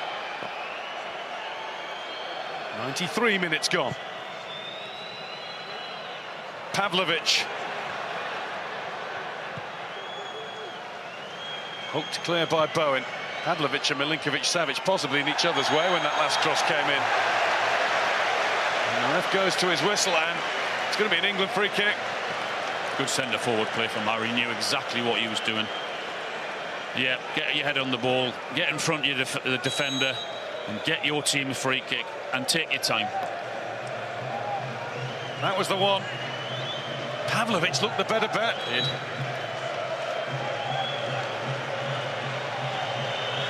Jordan Pickford. Well, we all know the tactics here. Go long. And into the corner. There's Milenkovic. It'll fall for Gallagher. It'll come to Foden. Pavlovic. All over. At last. One goal wins it for England. A goal that came early. For the next 20 minutes or so, it looked as though 2 or 3 more might come. But in the end, as has so often been the case, England made it difficult for their army of fans. And we're indebted to Jordan Pickford for keeping Serbia out. Are you still with me, Alan?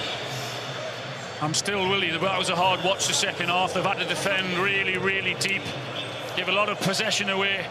First 30 minutes in the first half was superb, but then after that, plenty to work on. But the most important thing is they've got the victory. And that guy there, Jude Bellingham, I thought he was superb. Teams that win tournaments tend to grow into tournaments. It's easy to grow when you get 3 points from game 1. Serbia 0, England 1.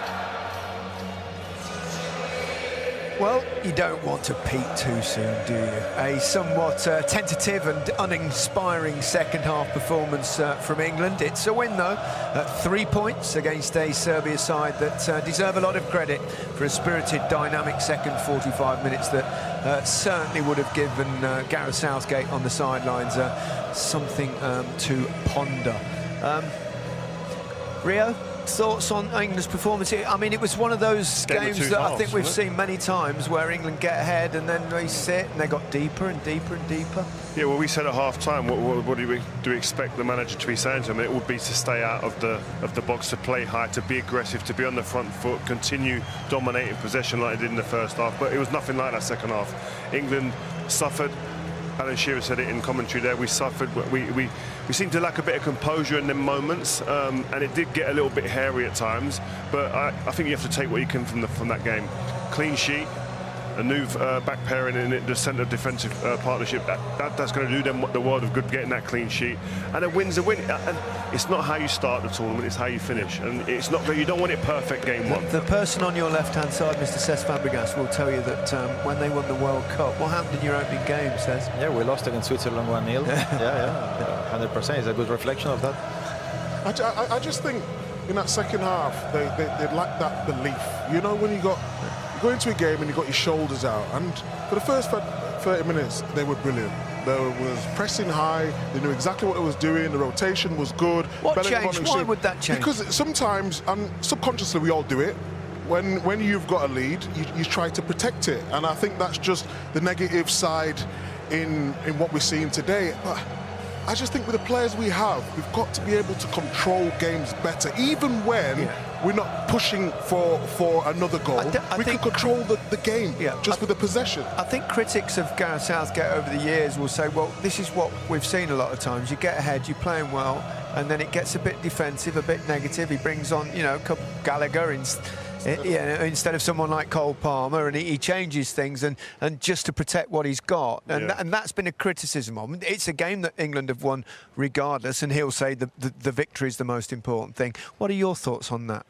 Yeah, you'd like to sit there and go, you know, the game needed a bit more control. So where are the players that can do that? Kobe Mainoo, maybe, yes, a bit earlier if need be. But someone like a Cole Palmer who's got that kind of swagger and arrogance to say, give me the ball, I'm going to start slow. Like the way Tadic came on for the Serbs. He came on and he was like, give me the ball, I'll be a bit of an outlet for you guys.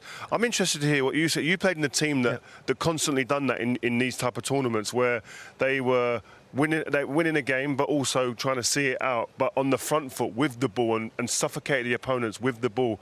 What's the mindset? How does a manager create that within the team? Yeah, I think you just say mindset. No, it's all about the mentality. You cannot tell me that players like Trent, like Foden, like Bellingham, like Rice, they don't have the quality to hold the ball anywhere in the pitch. But it's about, do you want it enough to make a difference and hold the ball for your team? Do you want to make things happen? Do you enjoy to get the ball under pressure? Because when England played the best football is when the Serbs, they allowed them to have the ball when they were deep. Once in the second half, straight away, when they started to get pressed a little bit more, we started to see Foden hitting the ball without looking 40 yards. Trent, this is not like them. You'll never see Xavi or Iniesta, the top players in the last 15, 20 years do that. You know, you need to take this responsibility to grow. Yes, I didn't think the second half was a little bit underwhelming. I would say that's the right word. And I think players like Foden, they need to step up. This is the time for them to grow into a big tournament behind the countries behind them, and they need to. I think it's a blend of that, though. The players, yes, need to take responsibility and show that composure, which we see in club football all the time. But I think also that the structure of the team needs to be able to allow the players to do that as well in these moments. Get yourself further up the pitch, create those spaces in the pockets, the rotations that we saw in the first half. But I agree with what Seska said there. The big difference is when the pressure was put onto the England team, they didn't respond in a real positive manner. Yeah, they did win, though. Let's hear from the England captain, Harry Kane. He's with Kelly Summers. Harry, congratulations. Sweet Caroline is booming around this stadium. Off to a winning start. Was that all tonight was about? Yeah, 100%. We knew it was going to be a tough game. Serbia posed some good threats. Very physical with the long ball, rely on second balls, and I thought we dealt with it overall really well. There was a spell in the first half where we got camped in our box a little bit and we found it difficult to get out, but overall I think we deserved the win, and it's in the group, like I touched on before, it's just about getting through, so it's an important win tonight. You were so dominant in that first half. What do you feel changed in the second? Yeah, I think they changed their pressure a little bit. They went almost man for man, and we couldn't quite keep the ball well enough, but it's a tough game. They're a good team. They have some really good players. They have a good structure, physical, they make it a battle. But we stood up to it well. A clean sheet in any game is important, and it's good that we got one today. Jude Bellingham will get the headlines once again. What a performance and a goal from him. What's it like playing with him at the moment? Yeah, unbelievable player. He deserves all the praise he's getting at the moment. Just the way he plays, the confidence he plays with, and also the way he affects games. It's important for people who play in his position to get goals and assists, and that's what he does. It's a great run into the box, and he finished it off nicely. Nearly got that goal in the second half. There's been so much talk about England's new look attack and who's going to play around you. How does it affect you, how the attack plays around you now? Yeah, I think each game will be different. Today I probably stayed a little bit higher, allowed, because they like to defend man for man, I wanted to keep them deep so Jude and Phil could play in the pockets, Trent as well on the right side. So I think each game will be different. Sometimes you'll see me drop in, sometimes playing higher up. But I think today for me was more about holding the ball up, especially in that second half, winning fouls, and trying to see the game out like we did. Well done tonight, Harry. Cheers, thank you. Interesting words from Harry Kane. England didn't win their opening game at their first 9 European Championships, but have done so in their 2 Euros under Gareth Southgate and sit top of Group C.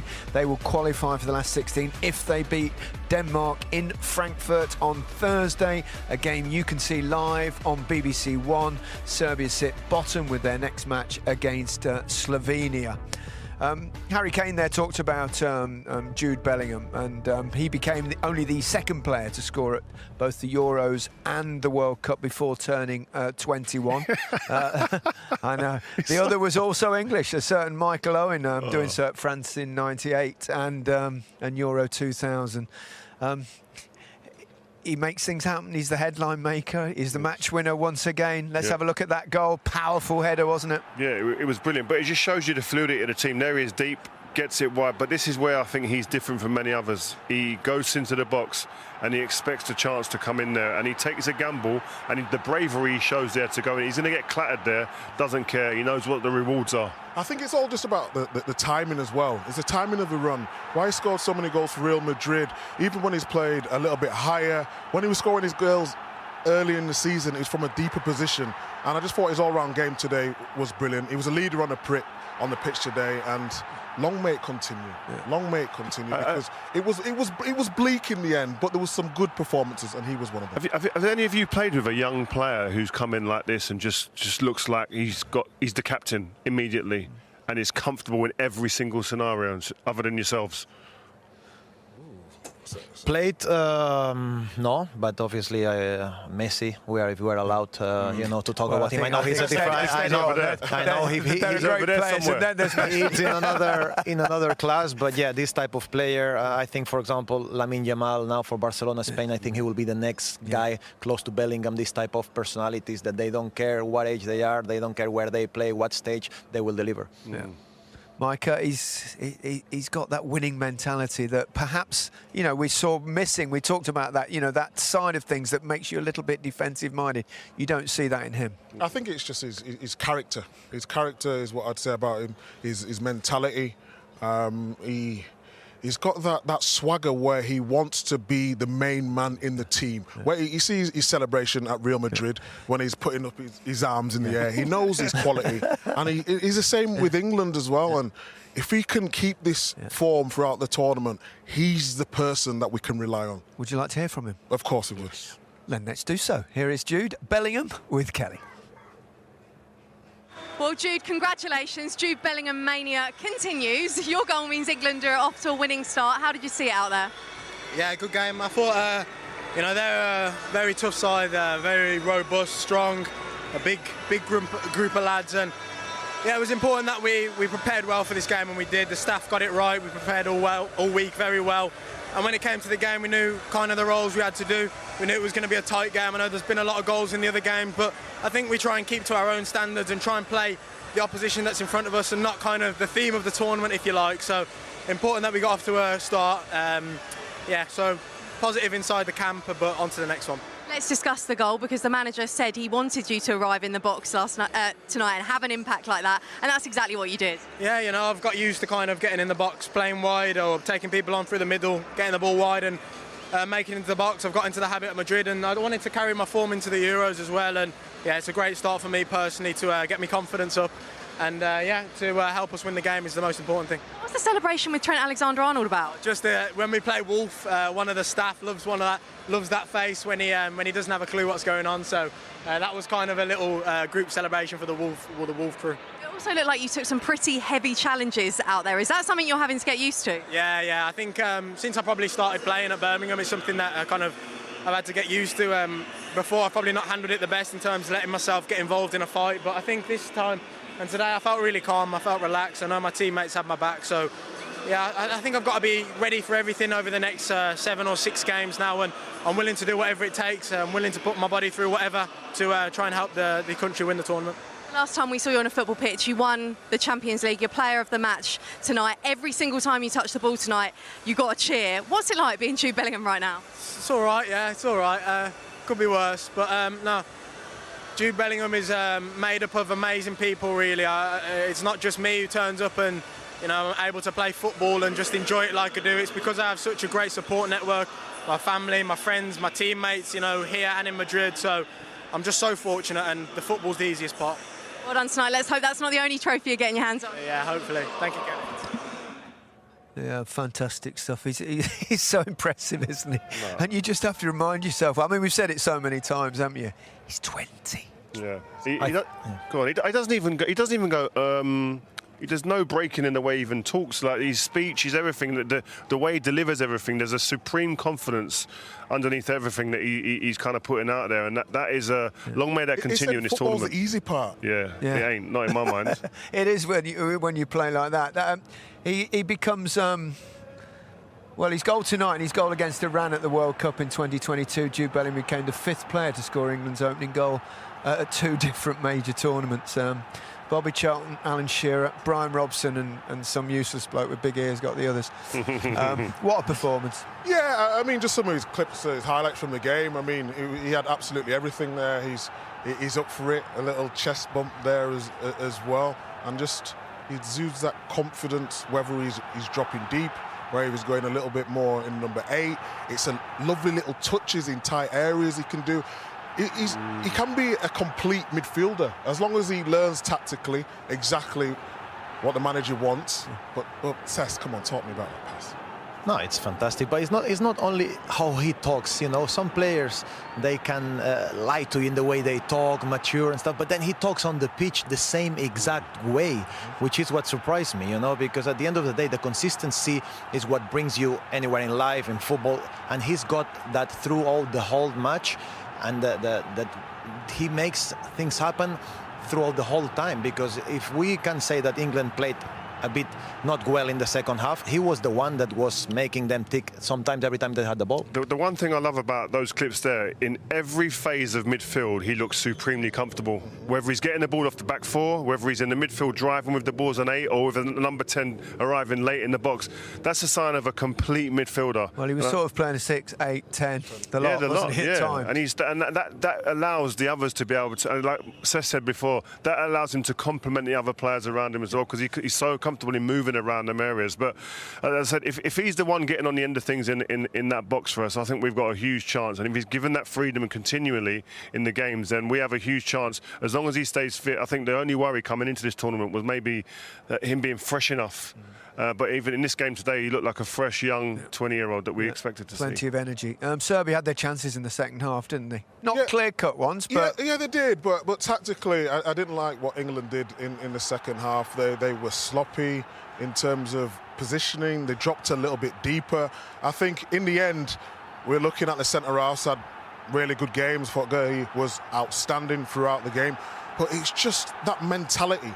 And we always talk about mentality as footballers. When you're up in a game, how do you deal with it? When you're behind in a game, can you make the right substitutions to change it? I thought at times, Kane, for the last 20 minutes, was non-existent. Can we bring on Ollie Watkins to stretch it? But yeah, I just think that the panic set in. And Serbia, and I said before the game, they're a good team. They're a physical team. They've got some really good players. Against a better team, you will get punished. And I know it's only the start of the tournament, but it's something they need to learn on, and they need to learn quick because, yeah, in the second half, they were underwhelming. Yeah. Jordan Pickford knocking that over the bar. He's kept 6 clean sheets in 8 games at the Euros and has 10 overall in major tournaments, which equals the great Peter Shilton's England record. Wow. And that's why he's England's #1 right now, because I think in England's shirt, in terms of making saves, I think whenever he's been called upon, he produces. Yeah. I just think as a team, we need to really look at the way that we see a game out. There's different ways to see a game out. You can sit back, edge of your box or low block, and just withstand the pressure and see it out that way. But that's panic stations. Like we're sitting here behind the sofa almost watching the game at the end. Not that bad, but we haven't got. And there's another way. Yeah, we haven't got a sofa. But there's another way to see a game out. Is actually being dominant with the ball and taking the onus away from the opposing team by being confident, playing higher, a bit like the way you guys played. I think as well, my experience now as a manager, my short career as a manager, is that you have 3 chances or 3 ways of doing things right for the team. First, before the game, you can talk tactics, prepare the game, etc.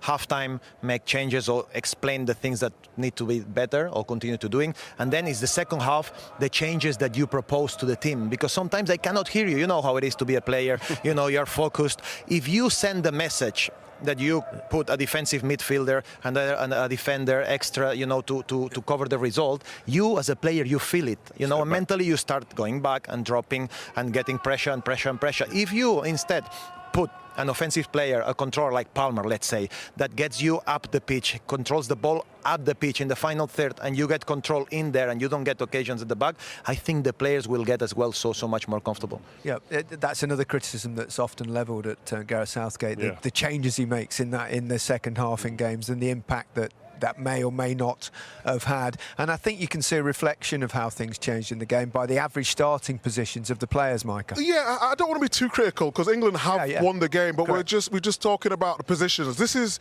in the first half. And then look at the second half, how much they have dropped.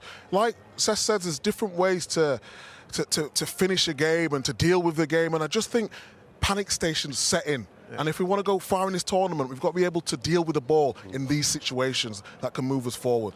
And that's where an arrogance comes in. So it's got to be like, give me the ball under pressure. I think it's a great point. The best teams are the ones that take the ball under pressure in the most pressurised situations. Yeah, for sure. You've got to do that. Yeah, absolutely. Harry Kane, we talked about half-time, didn't we, about the fact that he'll be patient. All he'll want to do is score the goal, wait for the chance to come. It came, and it was brilliantly saved.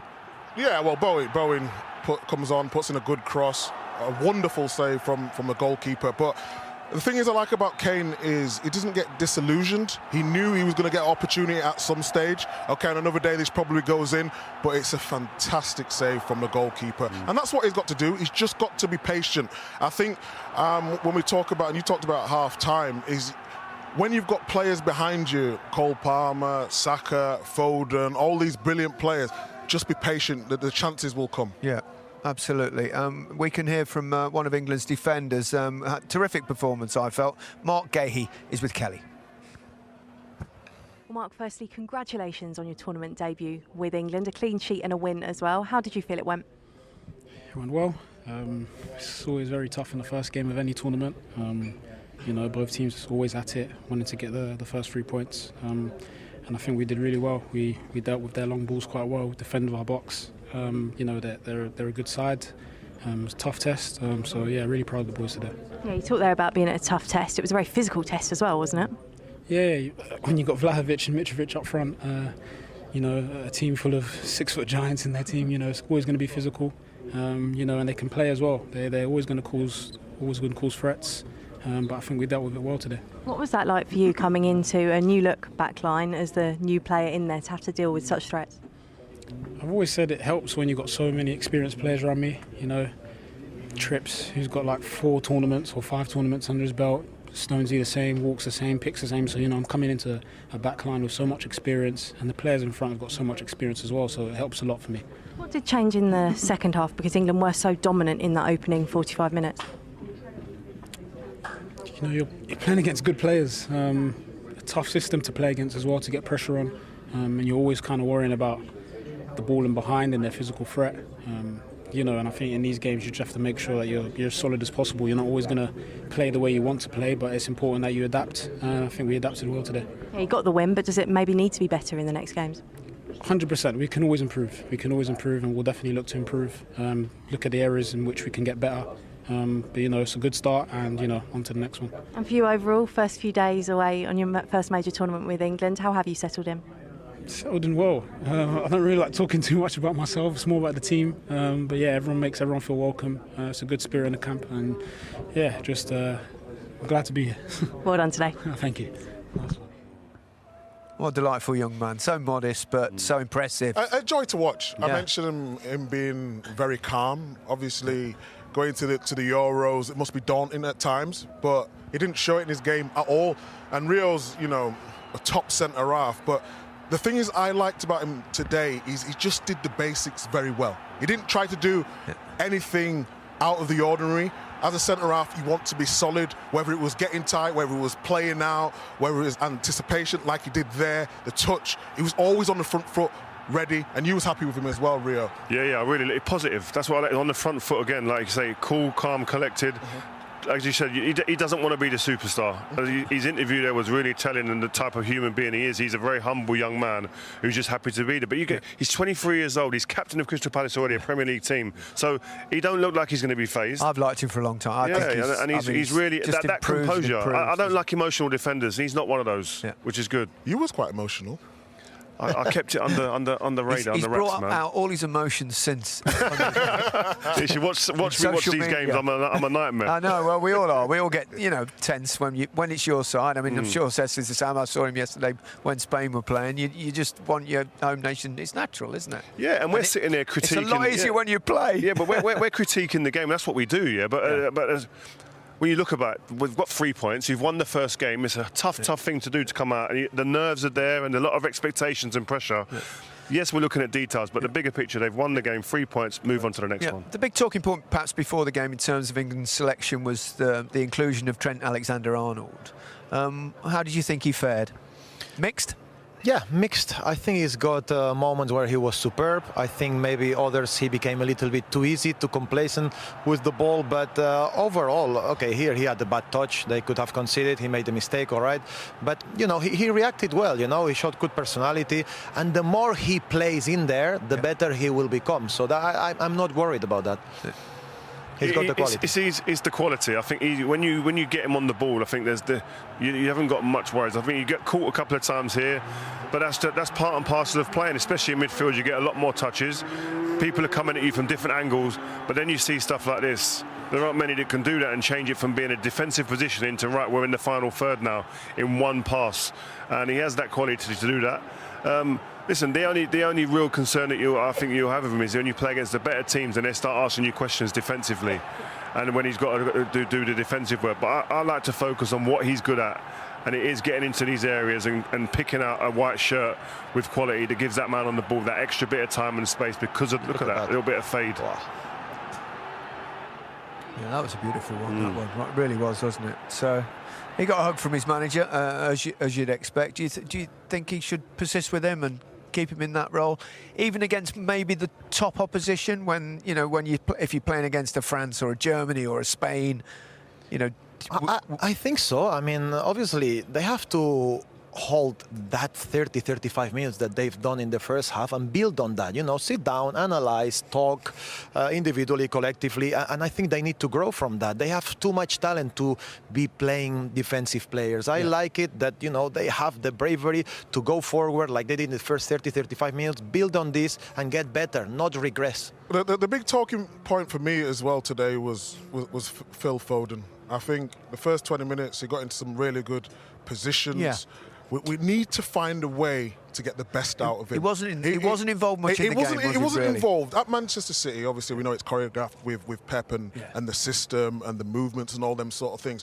But it makes me sad when I see a player of this quality just in and out of games. On the periphery of things. We need to find a way. But Micah, I totally agree. But the same way that you see Jude, you know, imposing himself, wanting the ball, getting face to face against an opponent, he owes us this class, you know. And he's different. He needs to do that himself as well. I totally agree with you, but the fact that Jude in the centre of the park, he can do that. When Foden's with the ball, Phil is playing in midfield. Yeah, but off the ball, he's coming from a wide position. Yeah. It's very difficult when Jude's got the freedom of the pitch and Phil's having to go from pressing out wide to come in midfield. The ball's not coming. He's playing with Trippier, who is right-footed. He needs Shaw to go and overlap so he can get them combinations. It's just sad to see because this season he's been immense. He's been immense. Yes. Watch Man City every other week, and the stuff that he's doing for Man City, we need to see it in England. I love that you try to defend him. Seriously, I get your point totally, but a player of this class, a player of this level, of this talent, for me sometimes doesn't even need to be told by the coach what he needs to do. He needs to want it more than the rest. And for me today, it showed that Jude is a little bit above him in this regard, and he needs to get this personality back and do what he does in Manchester City. Do you know what, I think Jude has come into this team and said, and his body language has said to everybody, give me the ball or I will go nuts. You'll be told, give me the ball now. Like, that's his attitude. And I think Phil's is a little bit kind of seen that, and he's like almost like his personality isn't that, and he's allowing somebody else to come in and be the dominant figure in this team. And I agree. I think Phil should be saying, no. But, you give me the ball. And his positions he takes up, he's aggressive, running off the ball to demand the ball will determine whether you get the ball or not. It's not about someone's personality off the pitch who's a quiet guy, and that's just him. Scholesy was the most quietest man I played with. But on the pitch, he's persona, he's quality, but also the way he demanded the ball, the positions he took up, meant you have to give him the ball. It's interesting you mentioned Paul Scholes, though, because you go back to kind of your era when Scholes was kind of forced to play on the left-hand side and Sven-Göran Eriksson. That didn't really work either, did it? It didn't work at all. You know, 4-4-2 system at the time. Do you think do you think he's like a fish out of water there? It's a conundrum. I totally agree with Seth. At this moment, Bellingham smells it, he feels it, he's drafting the opportunity to be the main man. But with the quality of Foden, it's just disappointing that we're not being able to get the best out of him. He played in the number 10 role in the Iceland game. He didn't play very well, but I would like to give him more opportunities in that role. All players have dips in form. You can go, things change, a little bit of a spark, a little bit of magic. Let's get the England manager's view. Here's Gareth Southgate with Kelly. Well, Gareth, 3 points on the opening game is exactly what you wanted, but was that a little bit less comfortable in the end than you'd have liked? Well, than we'd have liked, but that's the reality of tournaments. You know, they're a strong team. We had to suffer a bit, which I think is really good for us. You know, to come through and defend our box the way we did under pressure is important for the group. We obviously had good chances to extend the lead and to kill the game, which we didn't manage to take. So I was really pleased with a lot of the play, especially the first half. I thought we used the ball really well. Second half, we didn't keep it quite as well as we need to, but to get the win and the start that we have is really important. Jude Bellingham will get the headlines once again for scoring the winner and his overall performance. You said before the game that you wanted to see him make those runs into the box. Did we see exactly what he can do for England tonight? Yeah, of course. I mean, he writes his own scripts, doesn't he? He just the timing of his runs. It was a super bit of play in the build-up to the goal as well. And I thought at different moments, all of our forward players looked dangerous. Did a really good job for the team. How do you get them then to score more goals to kill those games off earlier? Well, today was just the finishing, and a good save from the goalkeeper from the header towards the end. But that will come. I'm confident we'll score goals. We, playing against the back five, it's not easy to create chances, but we did. And in the end, one was enough. And as I said, I like the fact that we had to suffer a bit without the ball, because I think that's an area of the game we've worked on a lot this week, and we were obviously so much better than we were last week with doing that.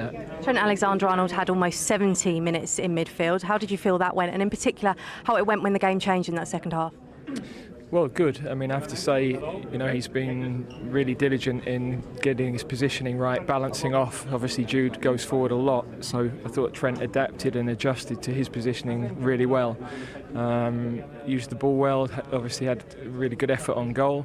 In the end, we wanted some fresh legs in there, and Connor obviously can get to the ball quickly, and we've got a squad and we need to use it. Thanks for your time. What do you make of what he said?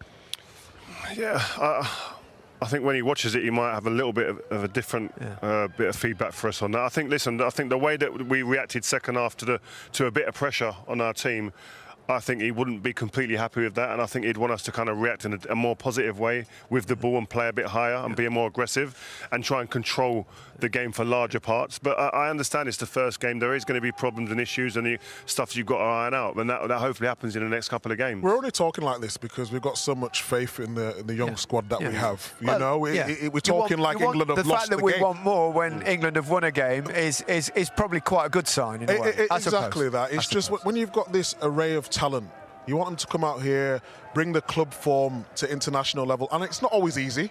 You'll know that. You've said it was hard, and then you got into the team, and you played well. You started winning things. It's not easy to translate from club to country. I get that, but we've got an array of talent now where we've got a real chance. I said yesterday that in terms of individual quality, I think England have the best squad, but I just don't feel we're the best team at this moment. So that's where the frustration comes from. And in a tournament, you can grow into it, can't you, Cesc, as well? And if you were in Gareth Southgate's shoes now, what would you be thinking, looking ahead to the Denmark game on Thursday, and what would you like to kind of tell his players about? What should he be doing? I'd be thinking that, there are many positive things that we have to look at, that we have to analyze and we have to get better at.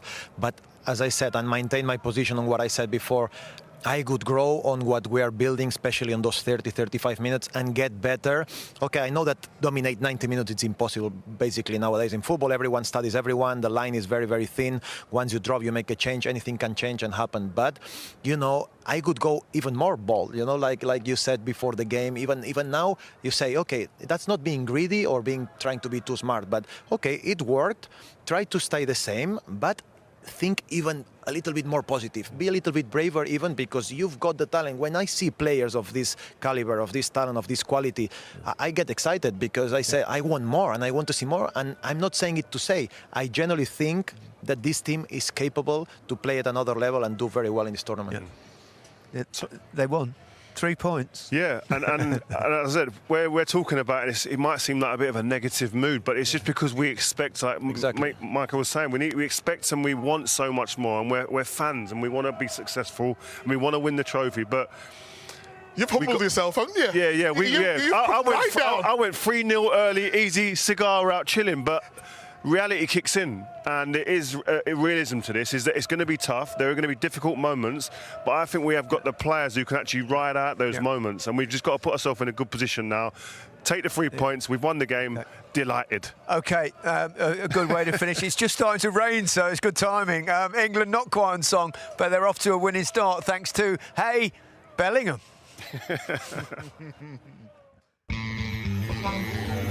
Preparation has been amazing. There's only one thing on our mind tonight, and that's the win. The right mentality, the right emotional approach, especially the first game, is hugely important. Welcome to the start of another England adventure at a major tournament. Saka does get it across and it's headed in. England's golden boy, Jude Bellingham, scores at the Euros. Now England in the spot of bother. Energy, running in behind, great attitude, looking very dangerous. It wouldn't be an England game without a little bit of suffering and anxiety, would it? And it's off the bar. It's a fabulous save. Got to stand tall here, England. They're under huge pressure. All over. One goal wins it for England.